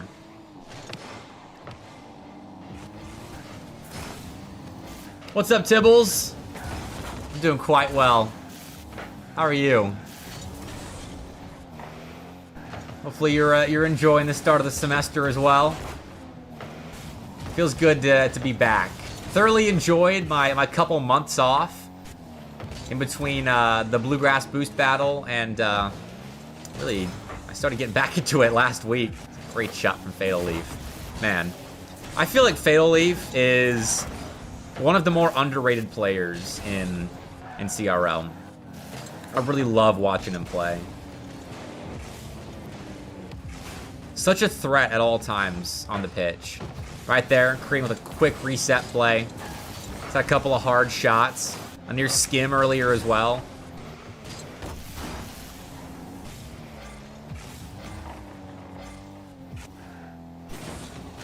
You win next hit a banger in league play. As on the Champs League Twitter. Oh. Yeah, I mean, that's the issue with casting sometimes. Like, especially solo casting. Sometimes you're just not, you don't get the, oh, Barris. Hold on, Somber. Hold on. Barris just hit a musty on us. Oh, and Fobzo's committing as well. Bailed out of it, seeing what was developing. That's nice. But yeah, I mean, sometimes when you're solo casting, you just get caught lacking. And I don't like it when casters, and this doesn't happen, this isn't the case all the time. Sometimes casters have to bail out of a point that they're making to react to something, but I don't like it when casters are trying to make a point and something of like mild importance happens on the pitch and then they just completely derail themselves. If it's a clippable goal, I get it, but I like fluid points. That's just like my personal preference with commentary. Question, Cusack? Hit me with it. I've got an answer, probably. You're done at Northwood now, Tibbles? Bit of a break? Hey, glad to hear it. Congrats on escaping from the collegiate institution. Info filtering. That's a good way of putting it. I like that.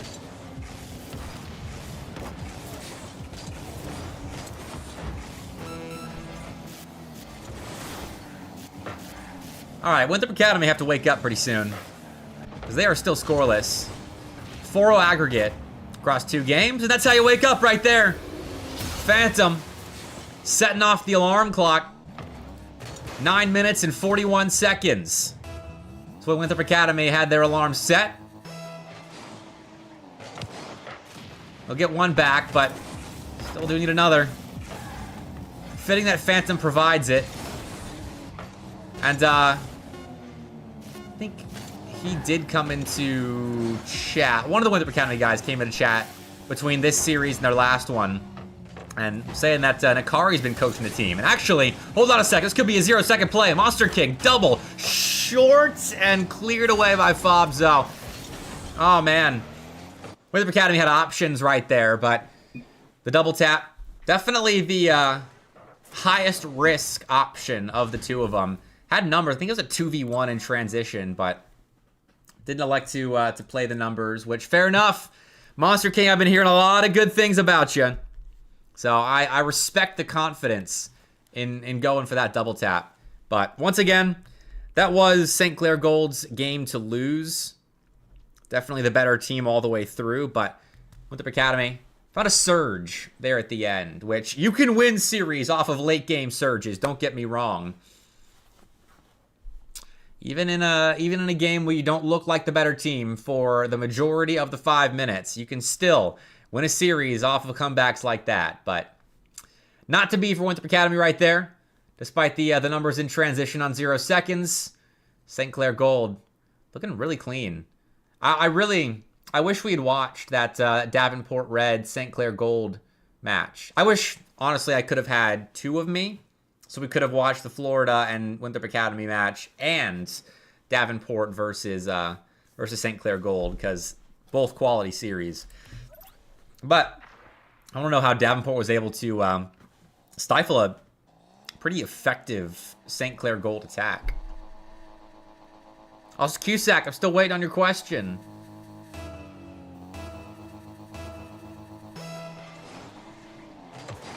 I'm ready at a moment's notice to hit you with that answer. But, okay, hold on. Updates on the Bruton Parker Carthage series. We are going to Game 5. I repeat, Game 5 between Bruton Parker and Carthage. That's that Bruton Parker roster change. Woo!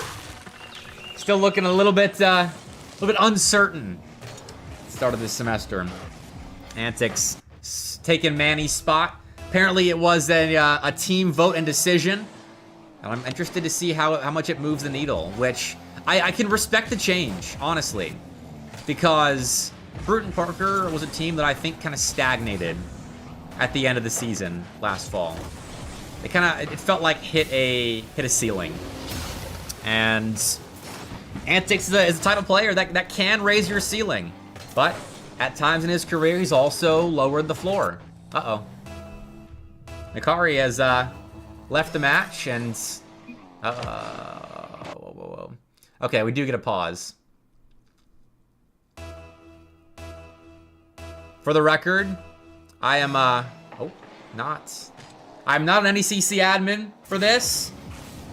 I am just a caster. It is up to the players to enforce NECC's rules. I will be streaming a lot of NECC matches this semester. Honestly, Wednesday Night Lights is probably going to become NECC Night Lights. I'm not going to call it that, but you get what I'm saying. I'll be doing a lot of NECC matches instead of show matches on Wednesdays. So, the stream schedule for the semester will probably be Tuesday Night Lights show matches on Tuesdays, plus the Collegiate exclusive podcast. Man, Barrist looking clean with it. Double right there, making it look automatic. Whew. St. Clair Gold are executing nicely.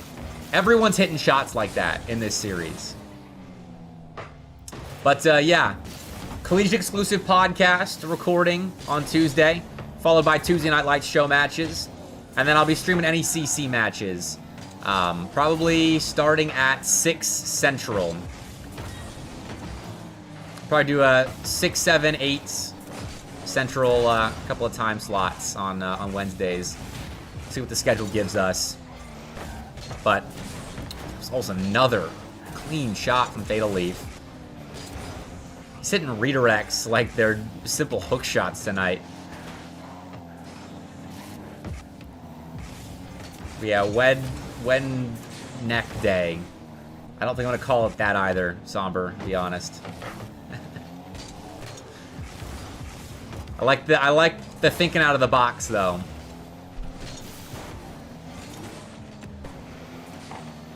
St. Clair Gold are really handling possession here in Game 3. It's still a one-goal game, and Winthrop Academy I think is explosive enough to erase that lead, but they are playing off their back foot more than I have seen them at all tonight, playing in their defensive half. Oh, but this is a good look. Hurry though. Misses contact. Misses strong contact, I should say.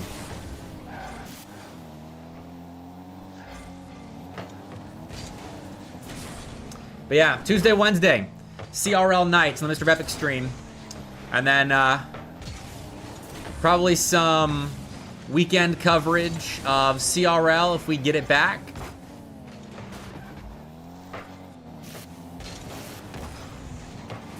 Maybe some Friday Night Lights show matches before LANs. Boost on the Beach might happen. Maybe some Boost on the Beach content. We'll see. Definitely some live Collegiate exclusive podcast recordings at these LANs. Fabzo. Nasty cut. The cut's so nasty, he turned Phantom to the orange team for a second.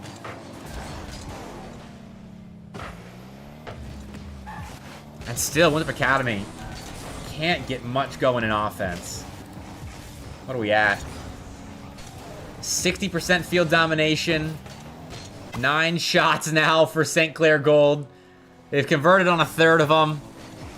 And they are looking dead set on a spot in NECC's Division 1. Fabzo rocking the CRL 2023 World Champion. Tag. Forgot to put that word at the end of the sentence. I think they're just flexing on us here. They're flexing on Winthrop Academy. Couple academy guys trying to prove themselves against guys rocking CRL championship, world champion tags. Real juxtaposition of positions within the Collegiate Rocket League space in this match. And the old heads, they still got it.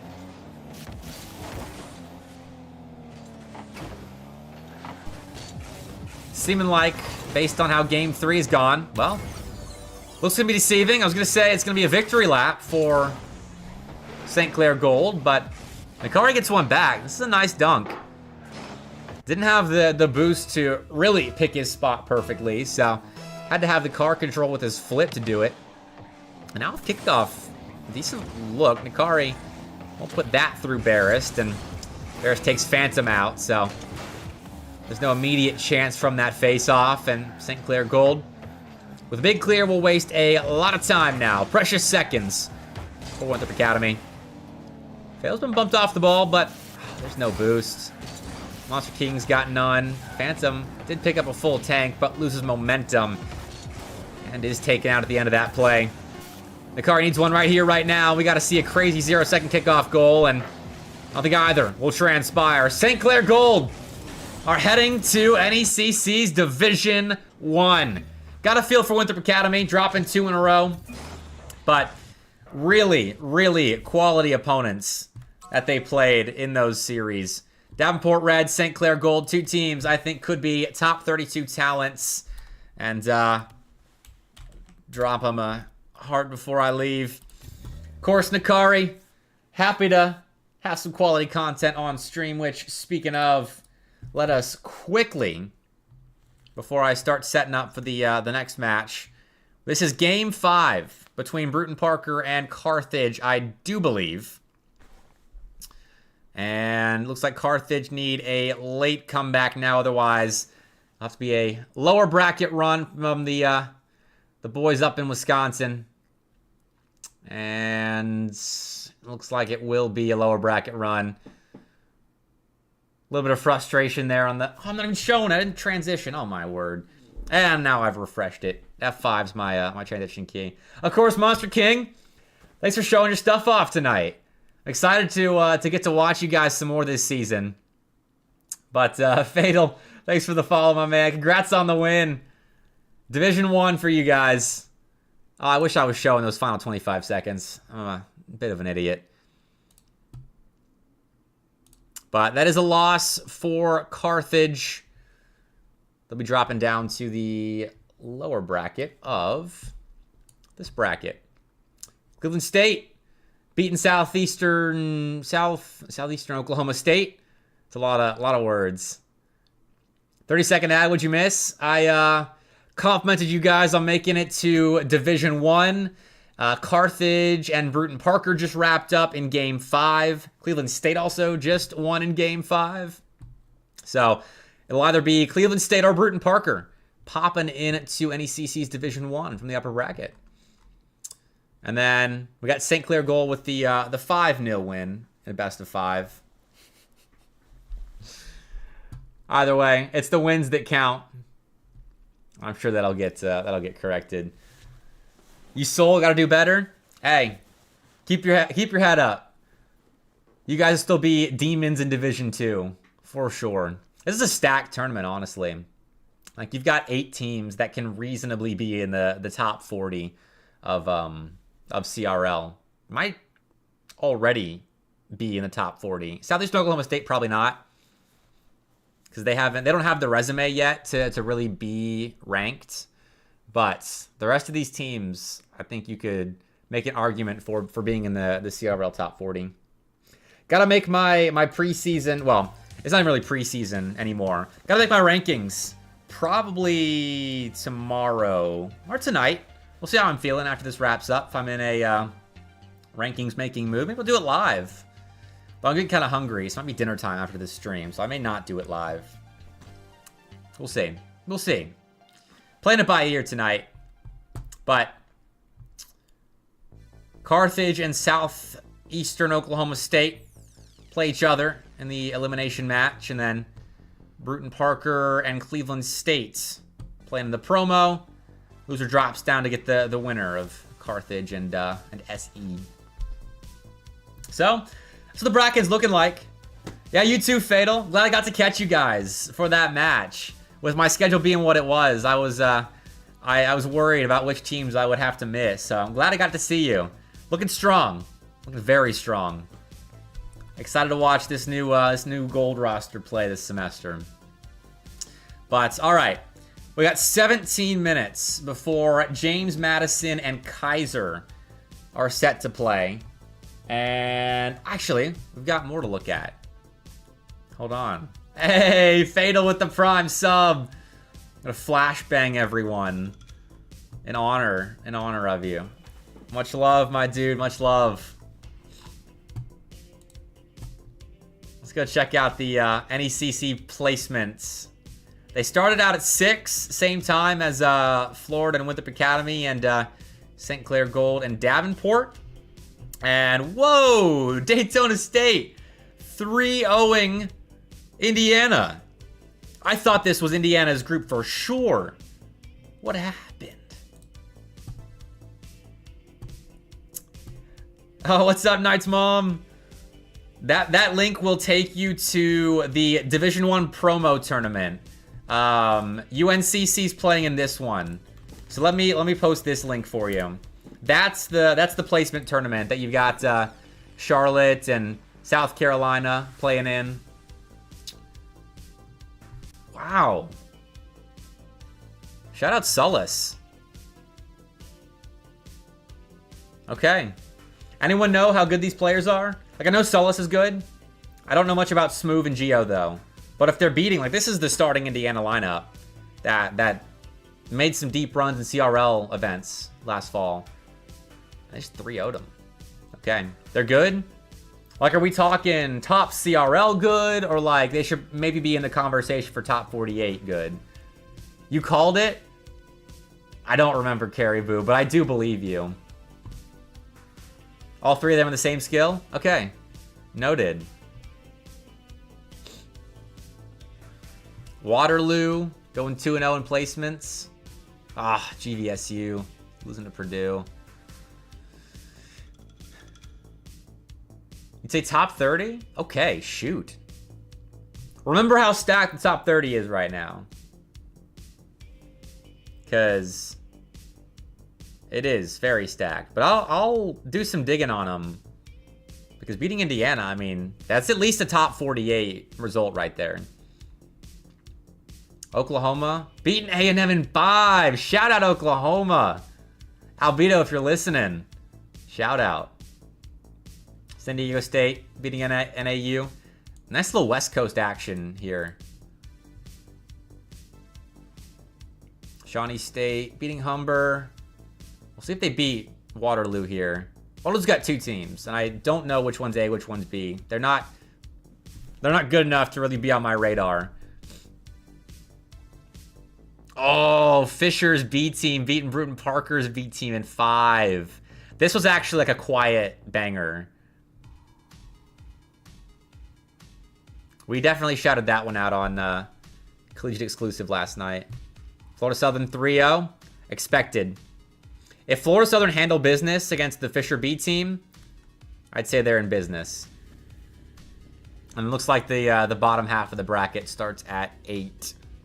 So, 13 minutes.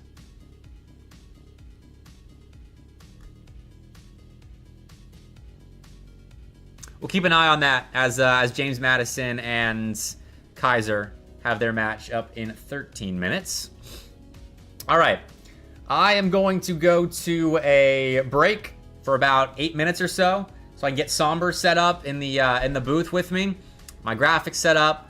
Probably going to devour some goldfish crackers too in the meantime because I'm getting hungry. But we'll cover more of this later on. We got James Madison and Keiser coming up next. So in the meantime, I'm gonna do a bunch of plugs here. So if you don't like advertisements, then cover your ears. But I started uploading on YouTube again. I'm actually going to put that up on screen. Wow, I got a new monitor. It's a lot brighter than my last one, so it's showing up a lot more on broadcast now. But here we go. Started uploading more on YouTube. We're live right now as well. Definitely subscribe to the channel, Mr. Bepic there. Got some good videos. This one hit 1,000 from a couple months ago. But the main ones I've been uploading are these commentary videos. So back in the swing of things with some demo review commentary. Upload the podcast here too. Definitely check it out. Then follow Collegiate Exclusive as well on Twitter if you want. It's at COL Exclusive Pod. COL Exclusive Pod. That'll be a lot of where my social media coverage of CRL is going to be this semester instead of all my personal one, because I felt like I was spamming my personal with all the CRL news and coverage stuff that I was doing. So that'll be on the Collegiate Exclusive channel from here on out. But go give it a follow. Check it out. I'm going to go to a break real fast. And she'll be back with JMU and Keiser here in a little bit. See you there.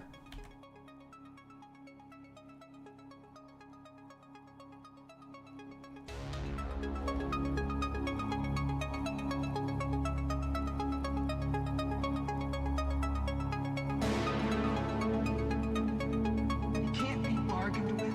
It can't be reasoned with. It doesn't feel pity or remorse or fear. And it absolutely will not stop. Ever. Until you are dead.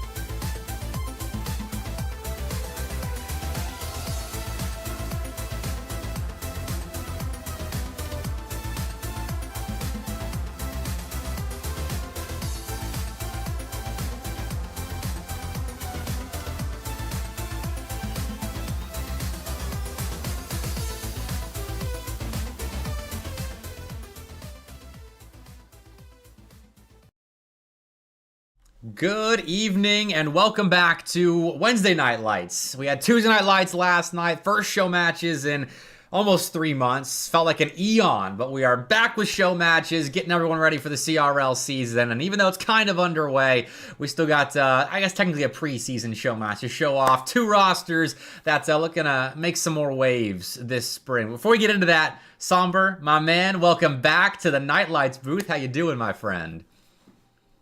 I'm doing great, man. I'm excited that we just have Rocket League back. It was a long break for RLCS. That drought finally ended, and it was even longer break for CRL. Yeah. And I prefer this over the former. So I'm glad that CRL is getting back into swing with NECC, all the different leagues starting back up. Got to do C3 last night. Always a fun time with the boys doing some Carolina Rocket League. But now I'm here with one of my favorite teams with JMU, getting to see how their freshman from from fall is now adapting into spring, what kind of grinding they were doing. I think Gad also said that he's like not on his home PC yet. He didn't bring it. Hopefully they get a little bit of mojo from that as well. And I know Keiser started to heat up towards the end of the fall split for CRL. I wasn't really too privy to this Keiser roster, but I know I've been told that I'm kind of sleeping on them. So I'm excited to see what they have coming back from the break as well. Yeah, Kaiser's one of those teams that's there with better PR, probably a top 48 team. They were supposed to play a show match on my stream that had some technical difficulties with the game, and then Florida ended up being late for it, and so it was a little bit of a mess on a Tuesday. And so Keiser didn't really get to show off their stuff on the platform that's kind of made for these specific teams to show off their stuff. And so Keiser, I think, have a lot of potential this semester. And I need to pull up my roster sheet and like league tracker real fast, because I'm pretty sure they're playing a NACE and ECAC this semester, and so worth keeping an eye on in those leagues for Keiser, which is actually where James Madison is also playing. I think these two actually played in the fall in NACE, and so Keiser definitely getting some quality reps, but looking to increase, I think, the quantity of those quality reps. And so it's Zinvez, Denzi, and Prism. A lot of Z sounds in the 3 names right there. They're returning that roster from the fall, and so I'm looking forward to seeing what they can do against James Madison. Or also returning a roster from the fall that was trending, I think, very positively. Yeah, I mean, I think that I remember back, I believe it was one of the first show matches of fall when they went up against Shawnee. They were dealing with some weather issues, but they still made it a tight series against them. I think that JMU, especially with Gad, this being their last semester, I think I recall him saying in chat last night during the podcast, I wouldn't be surprised if we see a new peak be hit for JMU, because they found a way to get things done when Ability had kind of his send-off, his farewell tour, and have some really great results. And they made a land appearance, made a deep run. Yep. And I have a feeling that we're going to see the same here. Gad, I know, as a competitor, is always going to want it. I think that this extra little chip on his shoulder of making one lasting impression in the CRL space is going to be adding to that motivation to do well. And again, maybe some more familiarity with jumping from high school to now being in college. You're living on your own. They do have a freshman on their roster going into spring. Hopefully we see a little bit more cohesion and comfortability. I believe from Fright is their third. Yep.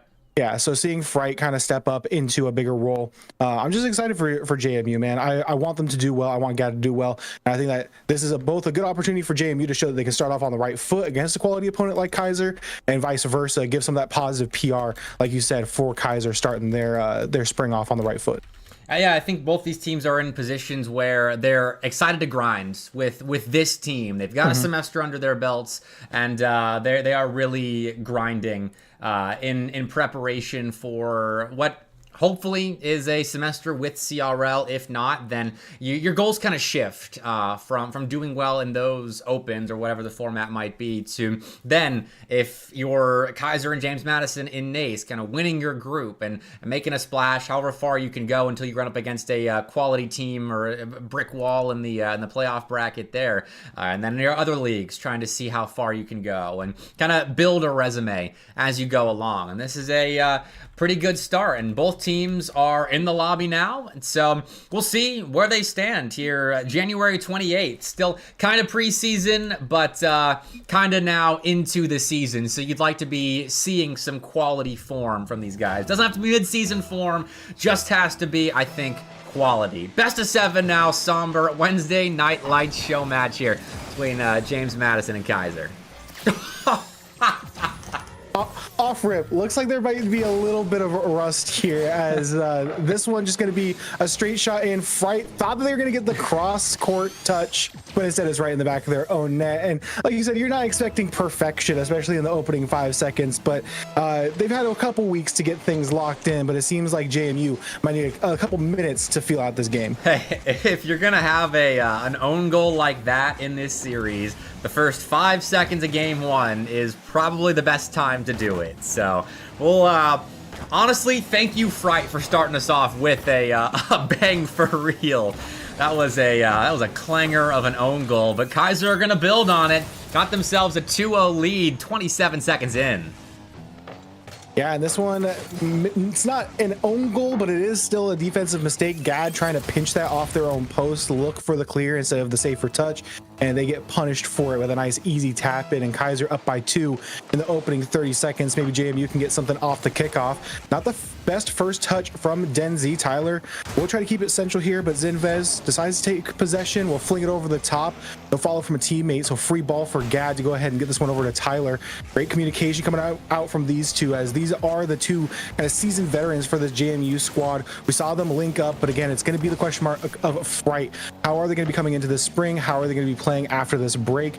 And that is going to be the difference maker in a series like this, where you're seeing this Keiser squad. They got some chemistry. They're running it back, and Zinvez is continuing the hot streak here for Keiser, putting on a 3rd in the opening minute. Yeah, and after Keiser played that show match last semester, Zinvez DM'd me. He was like, yeah, we really didn't show off what we could really do in that abridged show match against Florida. And I think tonight we are really seeing what these guys can do.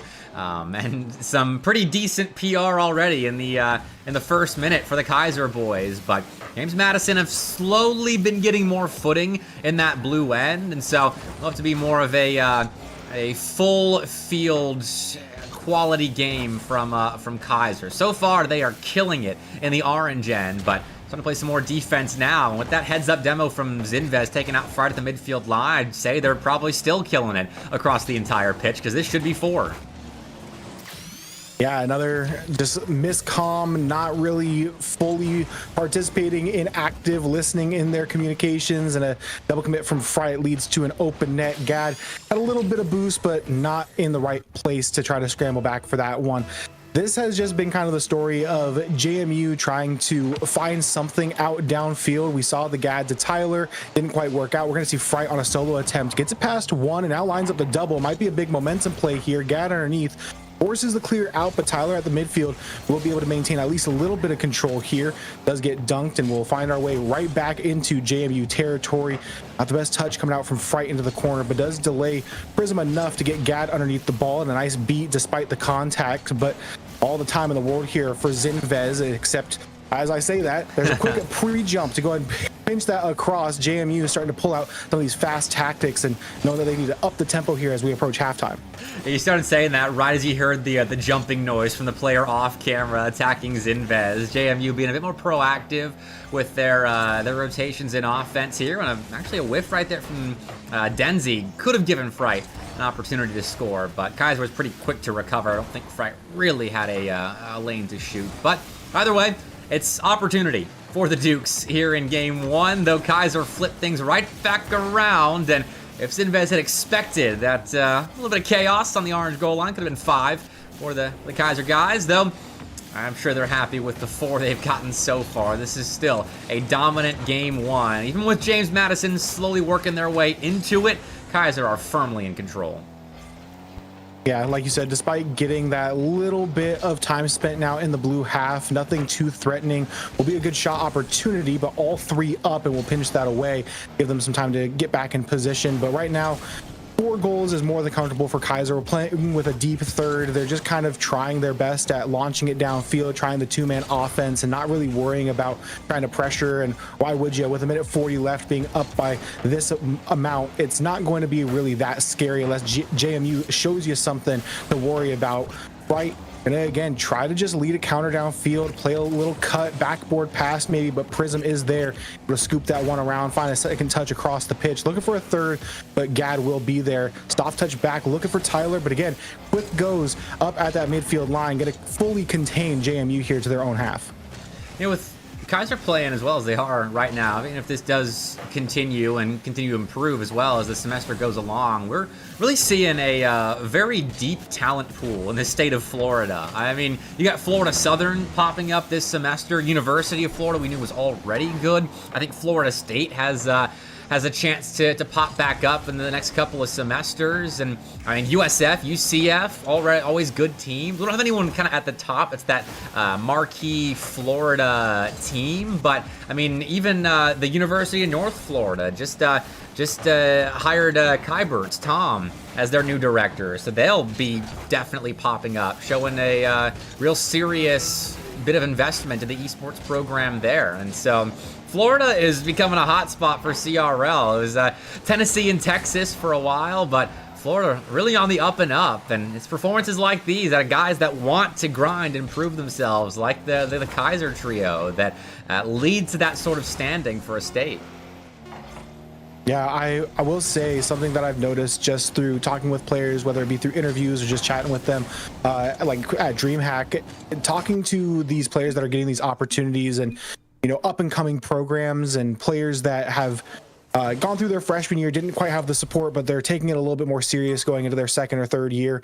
The willingness to grind from kind of this new wave, especially with the big kind of roster mania we had in the fall, just the dog that some of these players and some of these teams have in them now is such a great kind of breath of fresh air, because I feel like CRL got a little bit stagnant where we were just kind of okay with the top teams being the top, but now we're seeing so many programs and club programs like Florida, USC, these teams that are kind of poking their head into maybe top 32 territory. They're making deep runs, they're taking down quality opponents, and it's just because they want it more.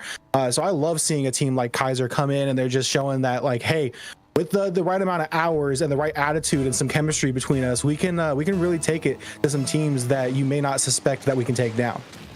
Yeah, definitely keep your eyes open. That's why, you know, guys like us, Somber, are always kind of trying to cover the teams outside of the top 20. Like, we've gotten pretty top heavy at times in CRL, but there are some really good teams. They don't even scratch the surface of the top 32 if you're looking at colleague rankings. So always eyes open. And at the moment, Keiser attacking within these first 30 seconds. Not a banger of an own goal to kick us off, nor a banger of any goal to start us off here in game 2. It's just Keiser looking threatening, but James Madison do stay composed.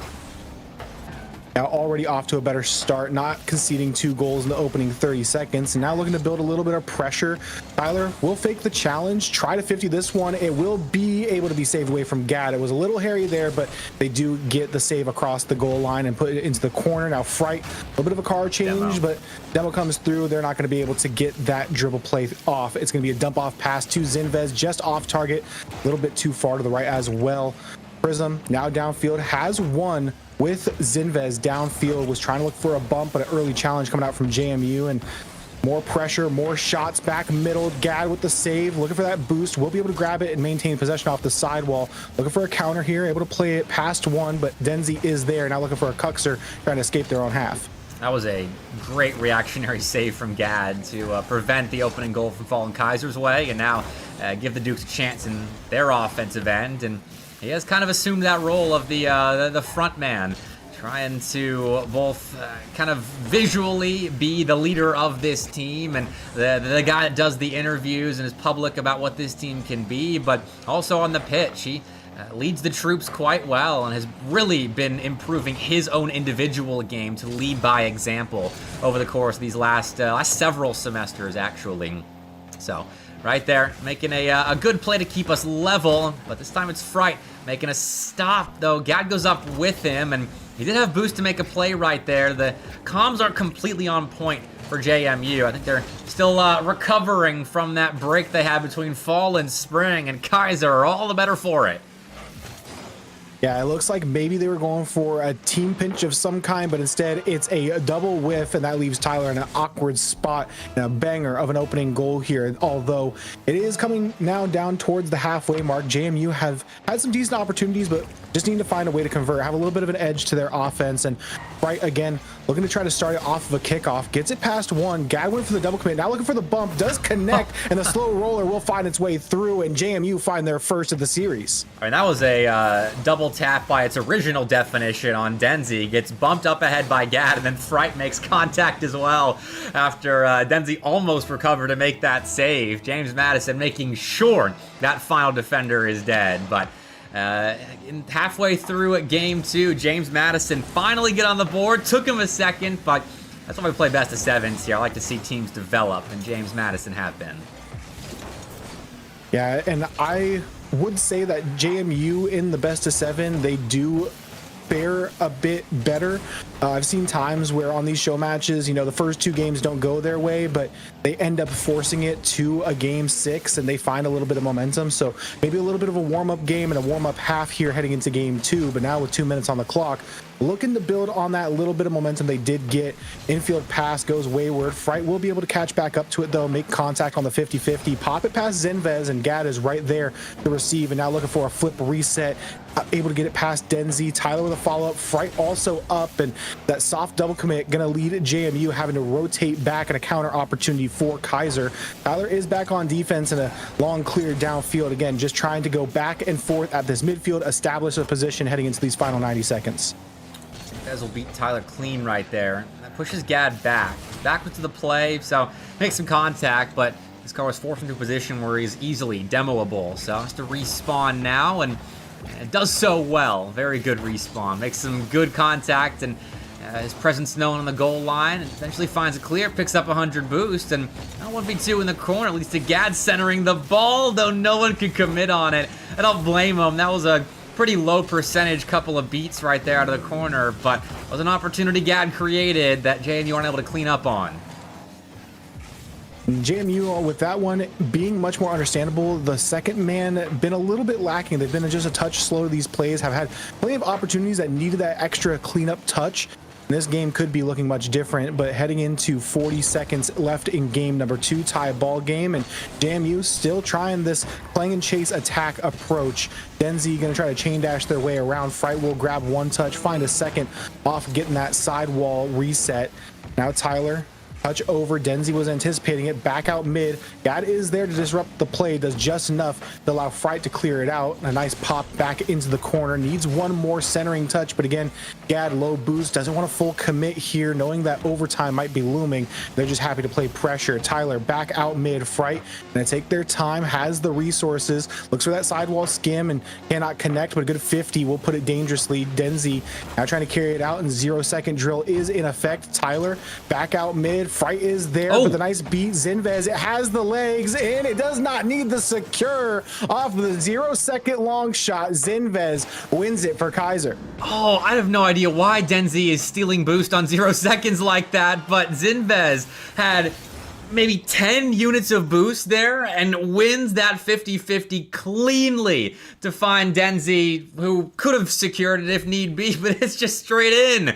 I can't believe Keiser just won that game in that fashion. Overtime seemed like a certainty with James Madison in position to maybe win it on 0 seconds themselves, but with how well Keiser were set up to defend, I thought that was just it. They were going to take a 50-50 that stayed neutral. Maybe the ball hangs up a second longer before being grounded, but wow, Keiser entertaining tonight. Yeah, and JMU, it felt like that final 40 seconds, they had basically whatever they wanted at the midfield. They were able to contain the pressure so well. It felt like that overtime would have been theirs to lose if we got to it. But Keiser, they're going to leave that as a what if, getting a absolutely massive 50 from Zinvez all the way downfield. And that's just positioning of your car. He made the adjustment. He got upside down to get that correct angle on the bottom of the FedEx hitbox to get the redirect downfield off the 50-50. And man, it just had enough to it. Looked like it was about to bounce right on the goal line, and it was able to get through. And yeah, Keiser delivering here in the first 2 games. Yeah, they've done it in blowout fashion where they use momentum to take it to a James Madison that was not warmed up. And I think you can see the difference between game 1 and game 2. But there in game 2 when JMU was looking a lot better and moving in the right direction, Keiser, they clutch up with some quality defense as well. I'm loving the ideas on the Keiser side.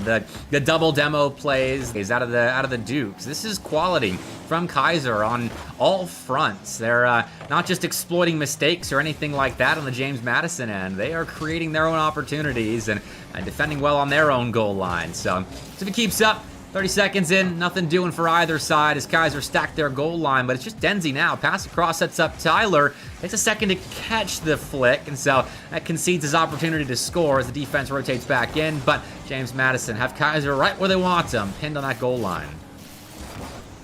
Right, doing well enough to try to body through a couple of 50s, but again, Prism, these long clears downfield for Keiser. They're able to just set up and operate downfield so fluidly that makes it tough when you're JMU. You want to fight for these 50-50s, but if one doesn't go your way, you have to get back because Keiser has been able to punish and turn things into immediate pressure.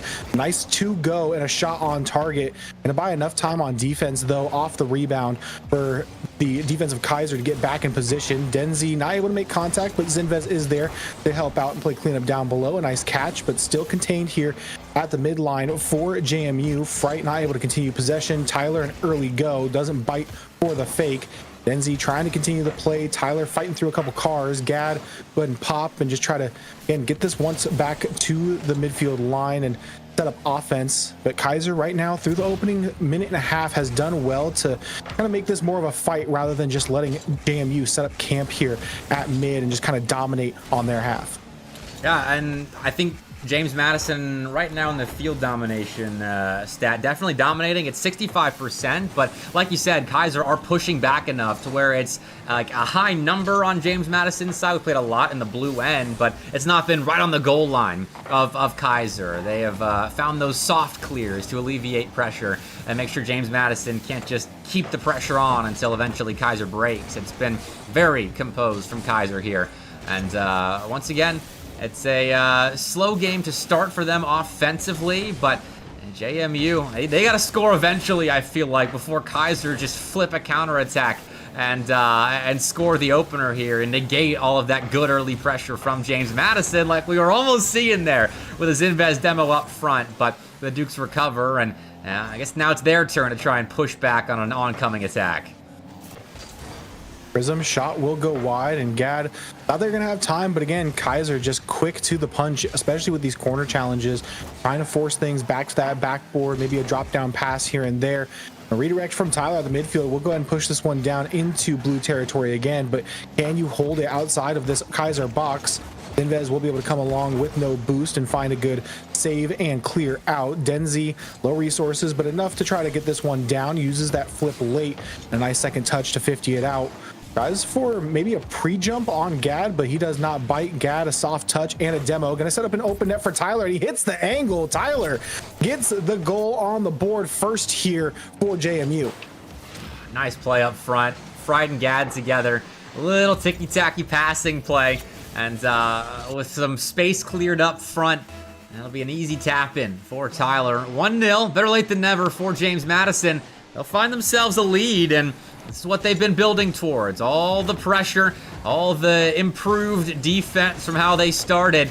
It's now set up a potential game-winning situation, but you got to keep it up. And Tyler got to that ball just before his car was going to be cleared off the goal line, and that will prevent Keiser from finding a quick answer.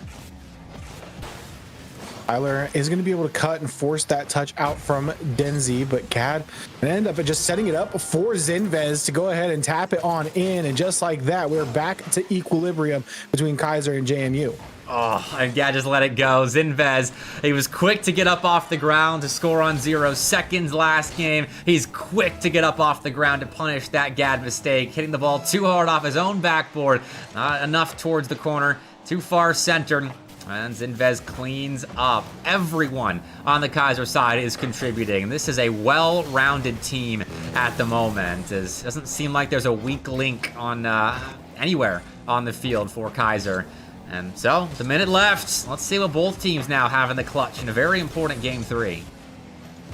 Yeah, Keiser came out better for it last game, but now through the final 45 seconds, can JMU go ahead and try to find a similar offensive rotation to get that pressure late game like they did, but this time actually capitalize on it? So far, it has just been Keiser setting up camp here in JMU territory. Fright goes early, baits out Zinvez to jump, thinking that he was going to make contact with it. Instead, it's a little bit of a 50-50.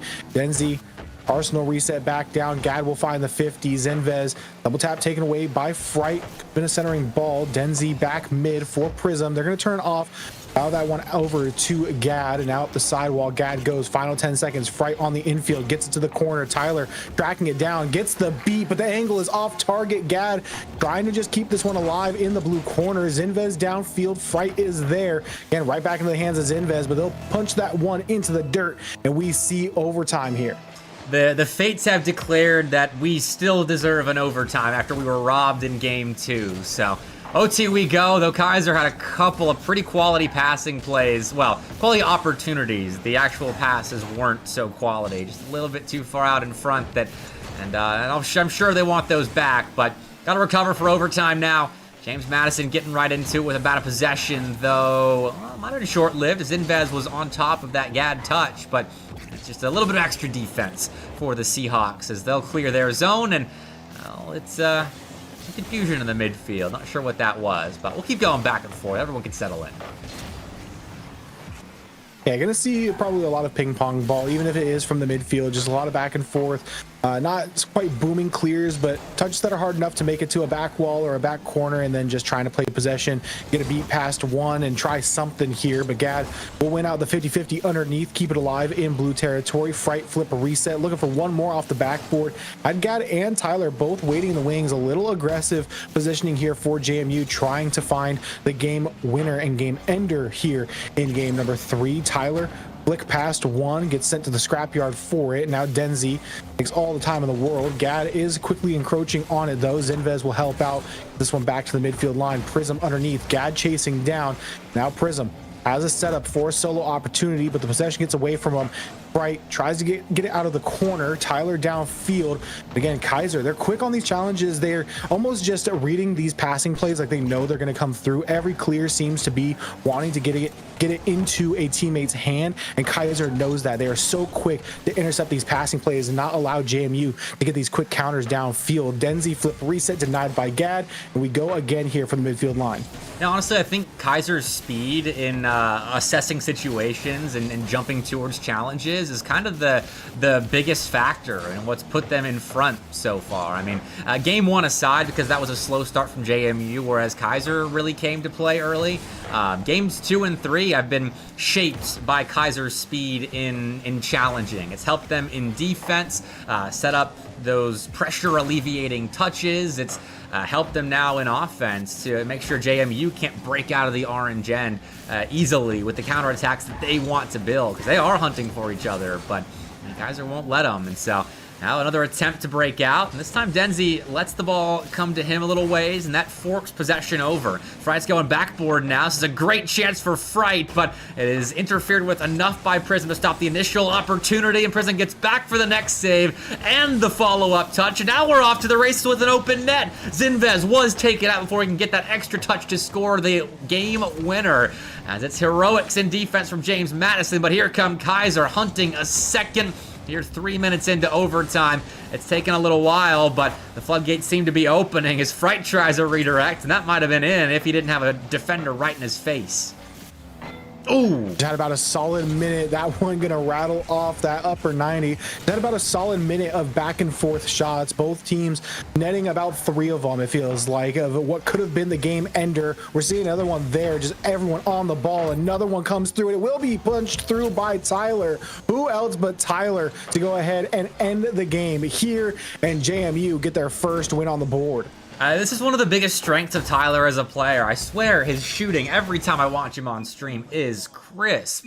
And for James Madison, he's such an asset when he is striking like that. I mean, that's not a spectacular goal. It's just a nice, clean shot off the sidewall. Dude must hit his training packs because he's a pretty consistent striker. And right there, it comes up big for JMU. Yeah, I was going to say, when ability kind of left when he graduated and Tyler had to step up into that role, I felt like for a little bit, ability was that guy. Seemed like always the person to be a cleanup shooter, someone out of the corner coming in for a quick shot. No matter what it was, if you needed a shot, ability was that guy. Tyler now having to step in that role, he has done phenomenally. You're able to let Gad kind of be that anchor back defensively, play in transition. Bright is just having to do his job and play support where needed. Tyler hitting shots like he needs to, and JMU are right back in this series and trying to now ride the momentum wave with an opening goal. It will be Gad to punch this one in off of Tyler. Kickoff, trying to set something up for himself, turns into an assist. Great 50-50. Prism almost defended that perfectly, but was just a little bit too high on the challenge where Tyler dropped the ball down on the near side post. And so that results in the extra little deflection off Prism's backside. Gives Gad a free tap in to open things up, and momentum indeed picking up right where they left off at the end of overtime. James Madison win that kickoff and keep things rolling. Gonna be a nice 50 out. Zinvez, despite the low boost, had all the time in the world to go and pop that one back up. Gad up early, but burns through all the boost in the tank just to keep that one basically stationary. Zinvez will capitalize and try to put this one back out mid.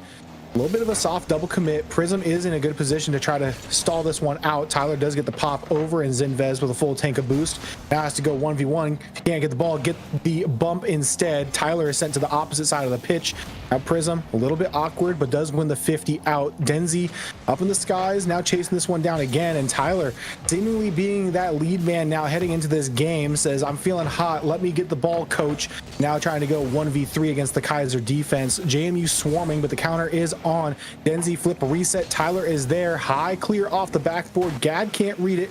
And Keiser capitalize on the 2v2. Bump on net. Prism reset. Gets it over both defenders, and Prism equalizes. That's so nice. Prism right here takes it slow. Lets Denzi do his thing in net. Gad and Fry to have no boost. Tyler had to be the guy to make a play, and you can't when your car is sent halfway into next week. So Keiser get theirs back, and they'll tie up with a really good looking offense.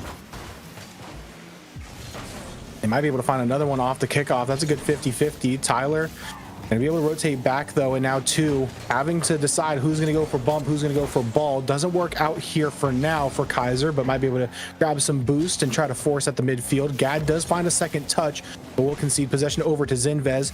Went for the reset, couldn't get the bump on Fright after the missed touch. Prism tries the 50-50. Denzi caught out of the midfield, will hit the E-break and go ahead and put this one back into the JMU corner.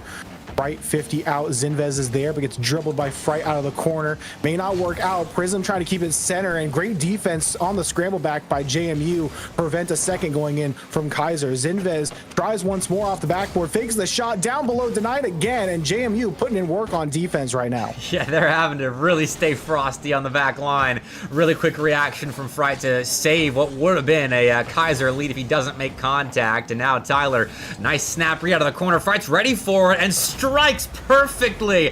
Had to go far side with that shot because Denzi was in the area, but look at this quick reaction. Fright turns instantly upfield, anticipating a pass from Tyler, and that's exactly what he got. These guys are building on that fall chemistry here at the start of spring.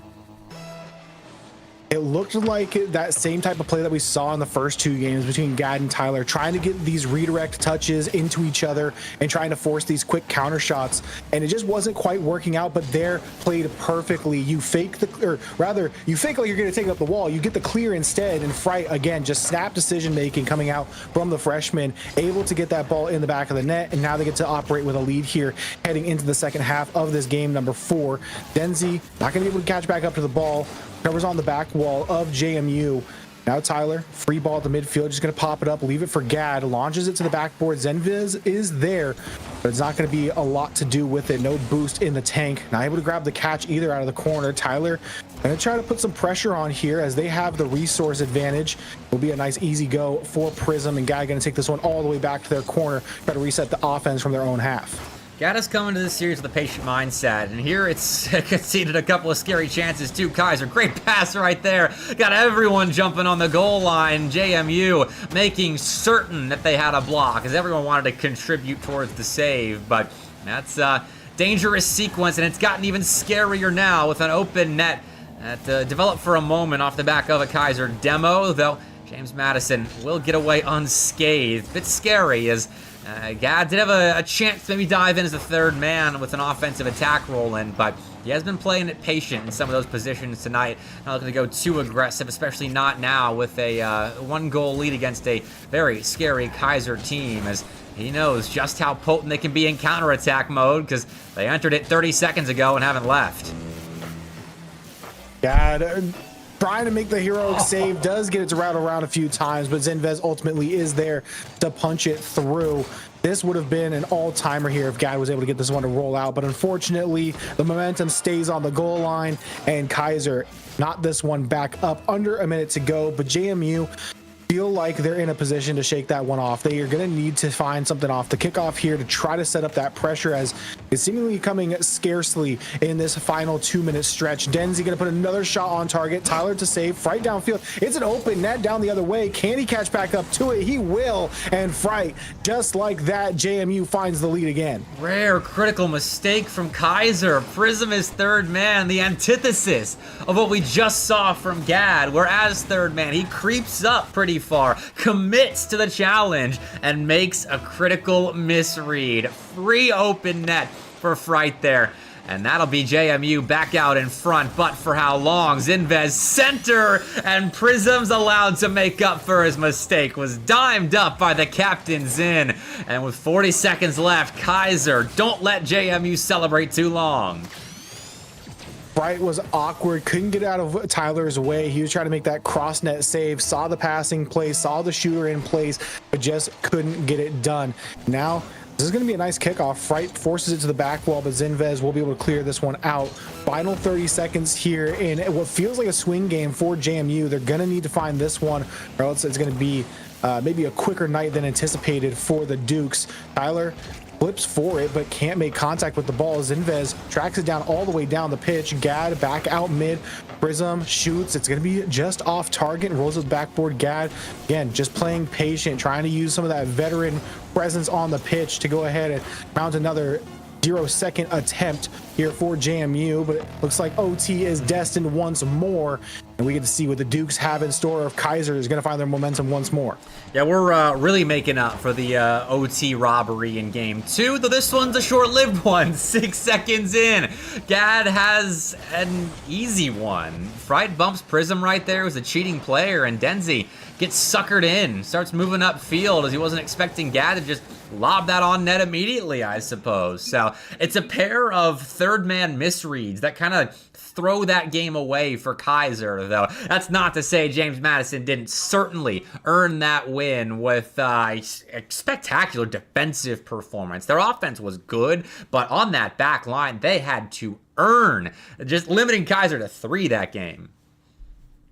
Yeah, 9 shots combined. When you're almost hitting double-digit saves and you come out with the win, you know that's a hard-fought one. An absolute slugfest in the final 2 minutes. And now we look forward, and I feel like I say this too often. I hate being right. JMU, I said they usually drop the first 2 games, and then we see it at least go to 6. They've won 2 straight. They've split the opening 4, and now we're in a territory where it's anyone's ball game. JMU playing with momentum. Keiser still showing some of that cohesiveness. It's starting to deteriorate a little bit, but they still have poise when it seems like they need it. And that one almost an absolute clanger to go cross court for Gad to kick us off for game number 5. But it's now anyone's ball game here.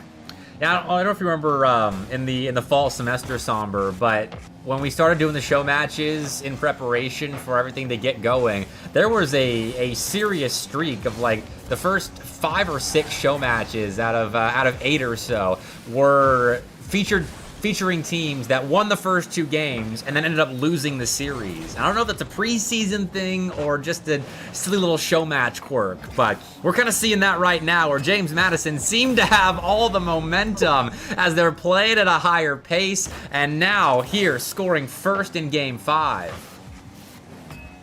It seems like Fright has, after those first 2 games, gotten a sudden burst of confidence. I'm sure that was something in comms. I know that they took a little bit of a pause going into Game 3, and maybe that's what they were trying to settle some nerves and get him to just, hey, we know the player you are, knock off some of that rust, because he has been so much more aggressive with these bump attempts. They're being gifted a pull shot into it because he was trying to get that bump, trying to force the defense to be awkward, and Bright has become much more of a factor over these last 2 games, and Tyler starting to heat up, Gad doing Gad things on the back line. JMU look like they are poised and ready to charge through the rest of this best of 7, but Keiser still plenty of the time on the clock.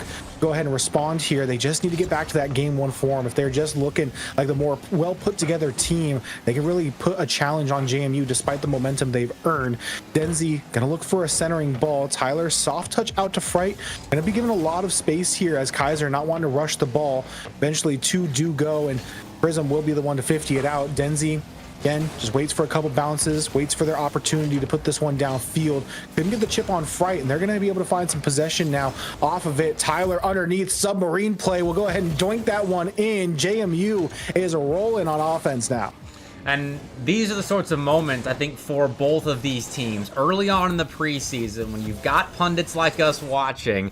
This is, with limited resume building material, an important couple of games to kind of set the tone for where you're at going into your NACE and ECAC and whatnot plays. Because right now, James Madison seemed to be the better team once they get warmed up. Game 1 was rough. Game 2 was a lot better. Could have been anyone's game in overtime, looked to be, but Keiser have been falling slowly but surely behind James Madison as the Dukes are starting to counter that pace of the Seahawks a little bit better. That's how they got wins early on. Those demo plays still effective. It's keeping them in this series, but they need goals sooner rather than later now. Right out of the corner, has to contend with Prism, and again, just going right back to the aggression on the back line. Gad was put in the back of net, given a little bit of a timeout here on playing defense, as they know he's a threat. Gad on no boost, able to make the extension, reach across, but he gets demoed eventually for his defensive efforts. Spawned back in with a fresh tank. A good early go from Fright will go ahead and force this one to the corner. Gad playing the 50-50 game again. Denzi looking for a setup, maybe a flip reset for the bump. Tried to use it and pin Tyler against the crossbar.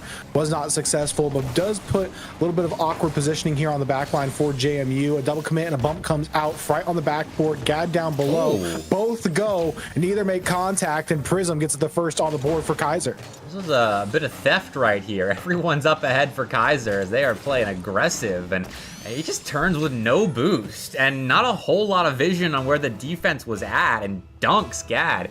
I don't know if that's a bit of a desperation play for Keiser. They feel momentum shifting the wrong way, but it's kind of worked out. They might have 2 here if Denzi can stuff that in, but the ball was too far gone past the near side post, so it's just the first for Keiser, but it's an aggressive bet that really pays off. It gets them back with some footing here in Game 5. Tyler going to be on the rotate back and just let Gad cut off the play. Not much boost. He's able to grab a few pads and a nice 50 underneath that as well. Punches it all the way back to this Keiser corner, and now Fright.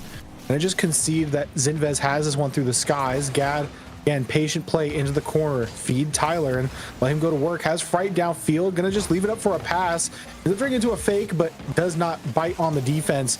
They're able to get that save away. Now ticking down to the final minute. Keiser gonna have to try to get back to that demo style of play that got them the first goal.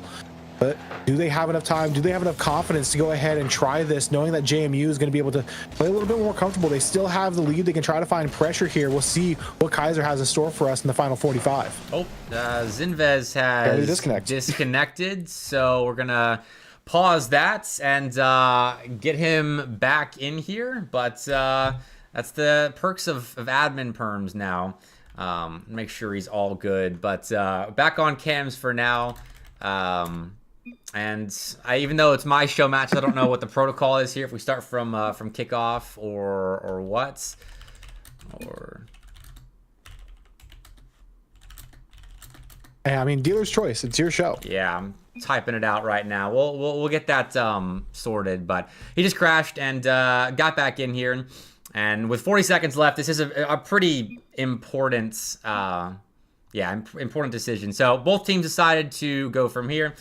Okay, and we'll get started then on pausing. And shout out Admin Perms for being in the game now, because otherwise we would have to just keep playing, and no one would want to see that. And a pretty important Game 5 final minute. So back to it. 30 seconds left now, and seems like we have gotten back into here unscathed. Yeah, pretty equal at the midfield right now. Zinvez, after the reconnect, will go ahead and make the clutch save here as final 15 seconds, Prism downfield, lets that ball get a little bit away from him. They do grab the boost and the demo, but Tyler with the beat, not going to really help the campaign here for Keiser. Neither is that demo, as Fright just needs to maintain control here through the corner. Good 50. Gad spikes it on down, or rather just taps it down back into the dirt. And JMU now have won 3 straight unanswered. They have completed the reverse sweep of the best of 5, but that's why we play best of 7s here on Wednesday Night Lights. We get to see at least one more game between these two and see if Keiser is able to kind of stop this spiral that they've had over these last 3 games. Yeah, they've gotten more aggressive, and they found less success with the passing plays coming out of defense, I've noticed. And that was a real big part of their attack. The demos and the passing plays from Keiser, as well as their speed to challenge. But JMU have caught up in that regard, negated the passes, and when it's kind of a single-faceted offense for Keiser, just the demo play is really working for him at the moment, then JMU, you're going to have an easier time defending. But okay, Fright off the crossbar. He's denied a highlight reel play to start off Game 6, and so we'll stay scoreless despite some theatrics to open us up. Despite the best efforts from Keiser, I feel like even with the demos, getting one goal from how much pressure we did see put on, there's probably a good almost 2-minute period where they were getting those demos, getting bumps, but only one goal to show for it. I think that's just more of a testament to how much this back line for JMU has shored up after the first 2 games, where Keiser just felt like they had whatever they wanted. They had free reign over Orange territory. And now JMU, I think, have fully settled into the series. It's going to be a lot tougher going down the stretch, but this is where your ice shows. You're now heading into where you need to win 2 straight. Can you do it in a best of 7 scenario? Can JMU, on the inverse of that, continue this hot streak? And they're going to so with an infield pass coming out from Tyler. Fright, soft shot will be easily saved and put into the corner from Zinvez, but Tyler will grab the boost and put a little bit more pressure on this Keiser back line as everyone low boost. Zinvez does not matter. They're going to go ahead and charge forward with nothing in the tank. Fright looking for a second touch, fakes it over to Tyler. Prism early go. This is going to be an open net opportunity possibly. Gad does get back in time, getting chased, but finds the squishy. And even when you have him dead to rights, Gad finds a way to make the play. That was clean. Thought it was open, especially with him being harassed, but keeps momentum and making that save too. And now, once again, being chased by a Seahawk, still beats him and Prism. Now Zinvez to play against with 100 boost, picked up at the midfield line. Gad centers the ball. Fright applying pressure on the goal line. That leaves Tyler as a deep third man, not a passing option. And so, doesn't pan out for either side, but this is a fun back and forth to watch, honestly.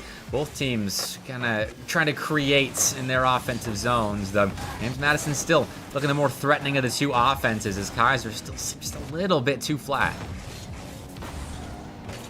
Right, gets the pinch back middle, but no teammate there available for JMU to try to put a shot on target. That one will come through. Prism is just hugging Tyler in the back corner of net, and they're able to capitalize on the open opportunity. Denzi snipes it from an awkward angle, puts it center of net, and Keiser in a pivotal game number 6 get the lead first. That's the beautiful thing about Rocket League, is even when your other avenues of attack close and you really are just relying on demo plays, it's still effective enough to win games if you're that good at demo plays. And Keiser have been. Almost got that first one where Gad was being chased and Got the first one right there. Nearly found an open net, exploiting a JMU overcommitment off of that kickoff recovery. Now same deal, Prism last man, and the Keiser's third men in rotation are really scaring me at the moment. Playing super aggressive, trying to shake things up and find a way back in this series. Yeah, I will. If they're able to connect on the bumps and demos and turn this into more short stints of 2v2s, it seems like it might be a working game plan, but they were giving up they did give up a open net to go ahead and force that OT. So it's a little scary, little iffy here, but they seem confident in their decision to do so. Gad, no boost, going to be beat out by Prism. Tyler, now they have no resources, might be able to turn back around, grab that 100 can in that corner and play underneath Fright. We'll have to win out a little bit of a foot race, but Prism will turn back, top of the resources, gets demoed upfield. Gad could have had an opportunity, but maybe not with that amount of boost, just decided to pop it. Look to reset from the midfield, a little demo play of their own. Gad looking for the double, lined it up, but Denzi, great jump, great use of low boost, is able to now clear this one all the way downfield, and JMU now have to operate out of their own half. Oh, Zinvez right there takes the one-timer. Instead of maybe looking for a passing play, Prism was the option, but instead, because of that, he turns back and makes a nice block in counterattack mode. Keiser, they're holding on to this 1-goal lead for now. JMU are knocking on the door. Prism, solo play mode, sets up Zinvez for a bit of an insurance policy in this final minute. That is nice from Prism, all by himself setting that up. Had Zinvez in tow, and so it's a second for the captain. And Keiser might be forcing game 7 here, Somber. We gotta wait and see, because James Madison have still 50 seconds left to work. Feels very reminiscent of JMU's offensive game plan through the first 2 games. Just, again, you have the opportunities, not quite quick enough on the follows. You're not able to really make good on the solo plays. It's looking iffy as we head to the final 30 seconds, but Tyler makes me eat my words right there. They have a quick follow off the Gad 50-50, and they make this game interesting with 33 ticks left to go.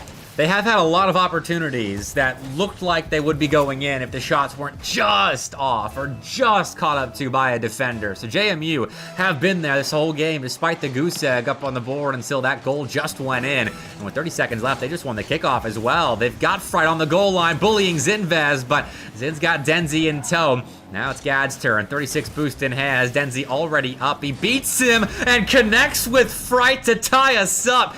Don't blink, you might miss it. James Madison have come all the way back to tie. What a play coming out from JMU to go ahead and get us tied back up. 19 ticks left on the clock. See what they can do here.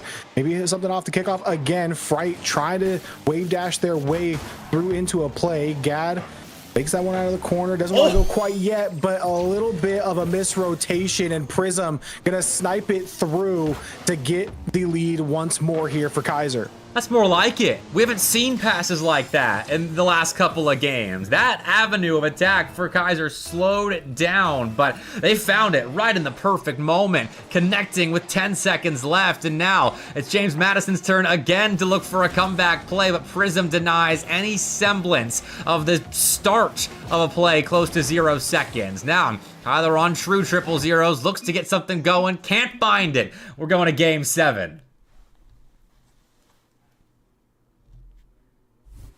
Man, game 7. I mean, what would you expect anything less coming out from JMU and Keiser? 2 teams that always feel like they have something to prove, always feel like they have a chip on their shoulder.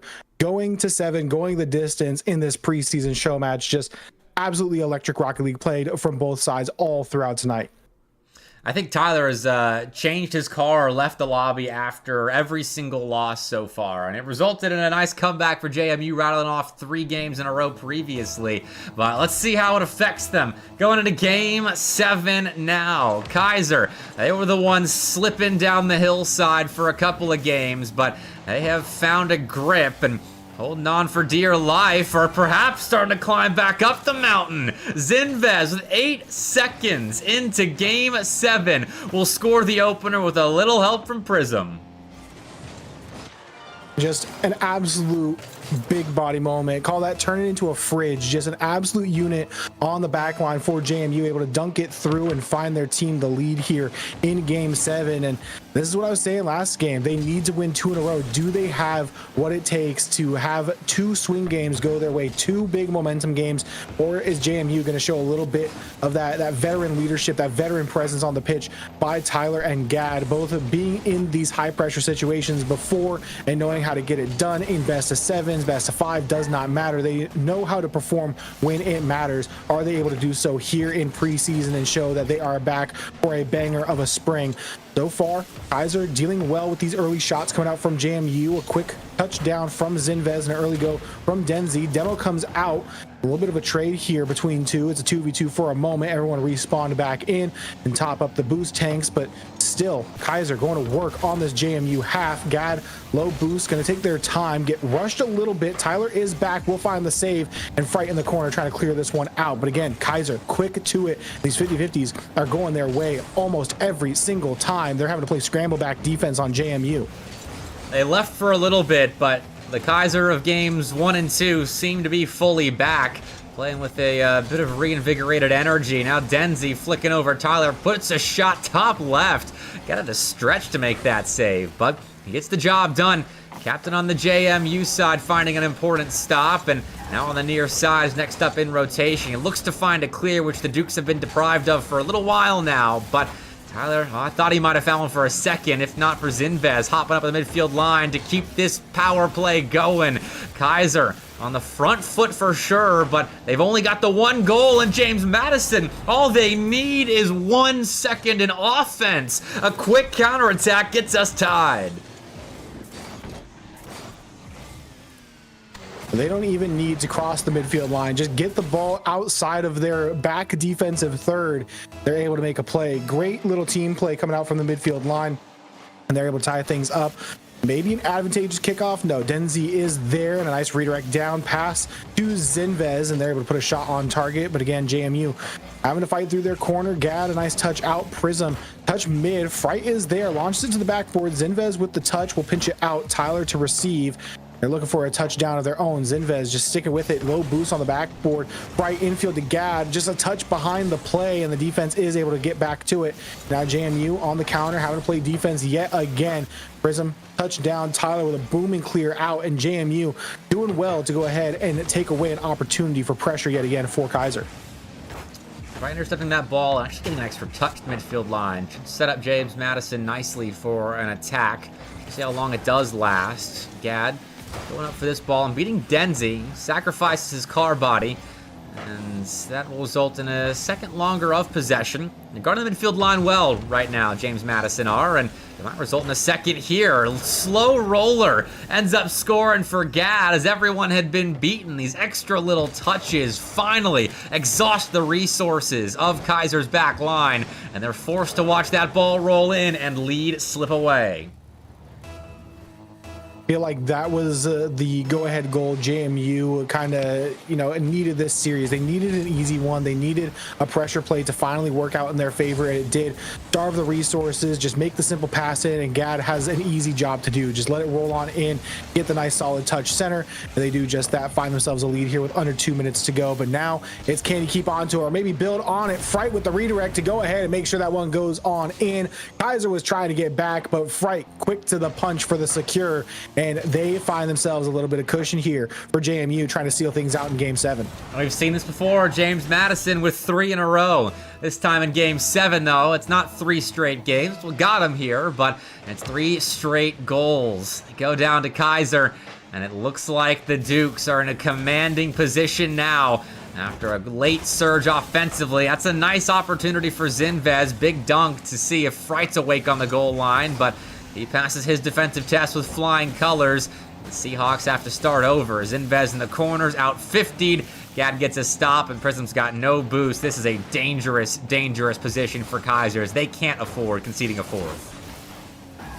Yeah, this is where sometimes, despite this being a relatively low pressure situation with stakes, the pressure does get to you in game number 7.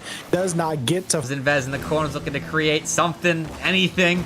for his Keiser boys, but I think it might be a little bit too late. James Madison and their stellar defense notch a win in Game 7, and the party keeps on going. Yeah, they're going to be looking for the Brazil here. Maybe a trip down under, escape this this terrible weather that has hit the southeast and eastern seaboard here in the U.S. But 5-1 again. I think that they have just punished Keiser into kind of submission here. Keiser's still going to play out the last 45, try to get something here, get some good game tape to put up for maybe a VOD review or maybe hit a highlight play to put on Twitter a little bit later. But JMU came out, they played the game that Keiser wanted to. They came out, played pressure, and were able to play great defense down the other way. They trusted themselves, trust their rotations, and that's what got them to this 5-1 scoreline with 23 seconds left on the clock. JMU showing up and showing out in preseason show match. No kidding. Really impressive comeback because Keiser looked like the clear better team. They were faster, their passes were more accurate, their demos were deadlier, and James Madison found a way to defend against all of that. I think that's a fitting cherry on top of this win for JMU. Great save from Tyler there at the end, and that sums up what they were doing so well in their comeback win. Even when Game 7 was forced on them, and they lose, or they concede the opening goal in Game 7. They don't blink. They go on a run, get their offense going off the back of a score from their defensive half, and turn it into a victory here on Wednesday Night Lights. Pretty good showing from James Madison. Good showing from both teams. I think that was a quality loss for Keiser, but these guys are here to win, and JMU got the dub. Yeah, just being able to fight back, having such a strong opening to the series, and then keeping things close through those 3 games, that 3-game swing that JMU had, and then being able to bring it back in Game 6, forcing the Game 7. Yeah, things got out of hand, but again, I think that was more of a things got out of hand because JMU made it that way, not so much Keiser kind of just slipping in the moment. But congrats to JMU. Takes a lot to win 3 games in a row, drop a game, and then still have the confidence to come out in a Game 7. Again, I think that's a lot of credit to Gad and Tyler just being in these positions before having to close out a series that they want to win, and having, again, that need to win, not just wanting to, but they feel like they need to win every time that they step on the pitch, and being able to kind of get Fright bought into that mindset, as well as it looked like he was very shaky first 2 games. Ever since that, he looked amazing for this JMU roster. That's the mindset of a team that is bought into the grind, like James Madison is. Even though it's a show match, it's preseason, it doesn't really matter. There's no stakes here other than winning on stream, but they want to. I've seen teams go down like JMU did against Keiser, who were playing phenomenally to open this series up, and so they start messing around, start having a bit too much fun with it. And then end up losing either way. They don't stage any kind of comeback. But JMU didn't do it, and it looks like we are going to get an interview with Fright, actually, here at the end of this stream. Going to be on Gad's mic, so actually that won't affect stream at all. But apparently Fright's mic sucks, so Gad's going to be in the Discord channel with us. But here we go, pulling him in. Fright, are you there on Gad's mic? How's it going? That I am. What's going on? Hey, congrats on the win, dude. Pretty quality comeback, in a situation that, not big stakes or anything, but you guys go down by 2 games and then storm all the way back, have to go to Game 7 as well, and you still get the win. Talk me through that. Yeah, of course. I mean, just to start off, the first goal was a few seconds in. Own goaling wasn't the greatest feeling ever. But yeah, I mean, after the first 2 games, we talked it out. You're like, we got to lock in. We do this, warm up a little bit. But after that, we kind of found our flow, our rhythm. I wanted to say, between Game 2 and Game 3, you took a little bit of time in the lobby. Was that just you trying to find the perfect preset, or were you guys just kind of talking to each other? And what was the conversation specifically between that Game 2, Game 3, where there was a little bit of a almost mini timeout that led to you guys winning those 3 straight? Yeah, I mean, the guys and I took a second. Originally, it was just a card change. You nailed it on the spot. But yeah, they were just giving me some heads up on what to change, and we did it, and it worked. Yeah, that's awesome. I mean, I've talked to plenty of players to know that during the break it was mostly just resting and relaxing, enjoying your time off of Rocket League. But this is Gad's last semester with you guys. Have you guys talked about any goals or like big achievements that you guys want to have for kind of his retirement tour, so to speak, from CRL? Any big goals in mind for this upcoming spring for you guys as a squad? Yeah, of course. Being his last semester, obviously we want to make some lands, win some lands. But obviously that comes with some preparation. I think just running scrims and whatnot's going to help us do that. We played a bit through the break. We didn't do as many scrims just because my wife back home is a little rough, and we're all doing family stuff around Christmas time. But now that we're back in it, looking to start grinding again and start winning. Hey, well, already got a dub to start off that winning trail, but I'm curious about your personal experience so far, because, I mean, freshman coming in, if I remember correctly, it's your second semester. So how's the experience been at James Madison and competing with this team? How has college experience been? I will tell you, it got the craziest around October, Halloween time. Mm-hmm. I'm not a huge party person, but I went to some events and met a lot of cool people, got some friends, met the boys here. College overall, I mean, it's been great. Classes aren't too hard yet, doing the gen eds. Mm-hmm. Got some personal projects I'm working on, but overall it's been really fun. Hey, love to hear that. It sounds like you got a good balance of grinding with the team, preparing for this semester, playing in the fall, and still maintain that social life and academics. So I'm glad to hear that, man. Thank you so much. All right. Well, Fright, thanks for joining us in the booth. I'm glad to hear from you. I think this is your first time doing an interview with us. So glad to hear from you, and go celebrate with the boys. Keep that grind up. Hell yeah. Thanks, Bepic. Thanks for hosting as well. Talk to you guys later. Bye. Later, man. All right, Peace. Somber. That concludes Wednesday Night Lights. I appreciate you hopping on the mic here for the final match of the evening. CRL's back. Doesn't it feel good to finally say that? Yeah, I mean, I feel like there's been a lot of talk on Twitter of, oh well, there's been no CRL announcement, but if you remember, there's about 500 different leagues that all start either now or in the coming weeks. So CRL is back. You just got to find it, and I will say it's basically the same level and same quality of competition, because all the same teams that you love watching in the official CRL circuit all play somewhere. So I'm just excited to get back into the swing of things, get back to trying to pay attention and break it down, your guys' alphabet soup topic on the podcast every week, to get my insight and what matches I may have skimmed over when going through rankings. And I'm excited to just get back to the grind of being able to watch so much great Rocket League being played between these schools. Yeah, I think I said it on stream last night, but I think the Psionics-backed CRL should lose the naming rights to CRL, because it really has become the LAN events like Boost on the Beach, the Tri-City Slam that's happening, DreamHack, NECC, NACE, PCL, everything else that goes into the collegiate space, and this part of it too. So once again, shout out to you for casting tonight with me. Shout out to everyone that watched the NECC stream beforehand into the James Madison and Keiser match. But that does do it for my stream tonight. Next stream will probably be next Tuesday for Tuesday Night Lights then. So if I don't see you until then, everyone have a great weekend, and go support your local collegiate Rocket League scene. Whoever it might be, whatever teams it might entail, go support it. We'll see you later.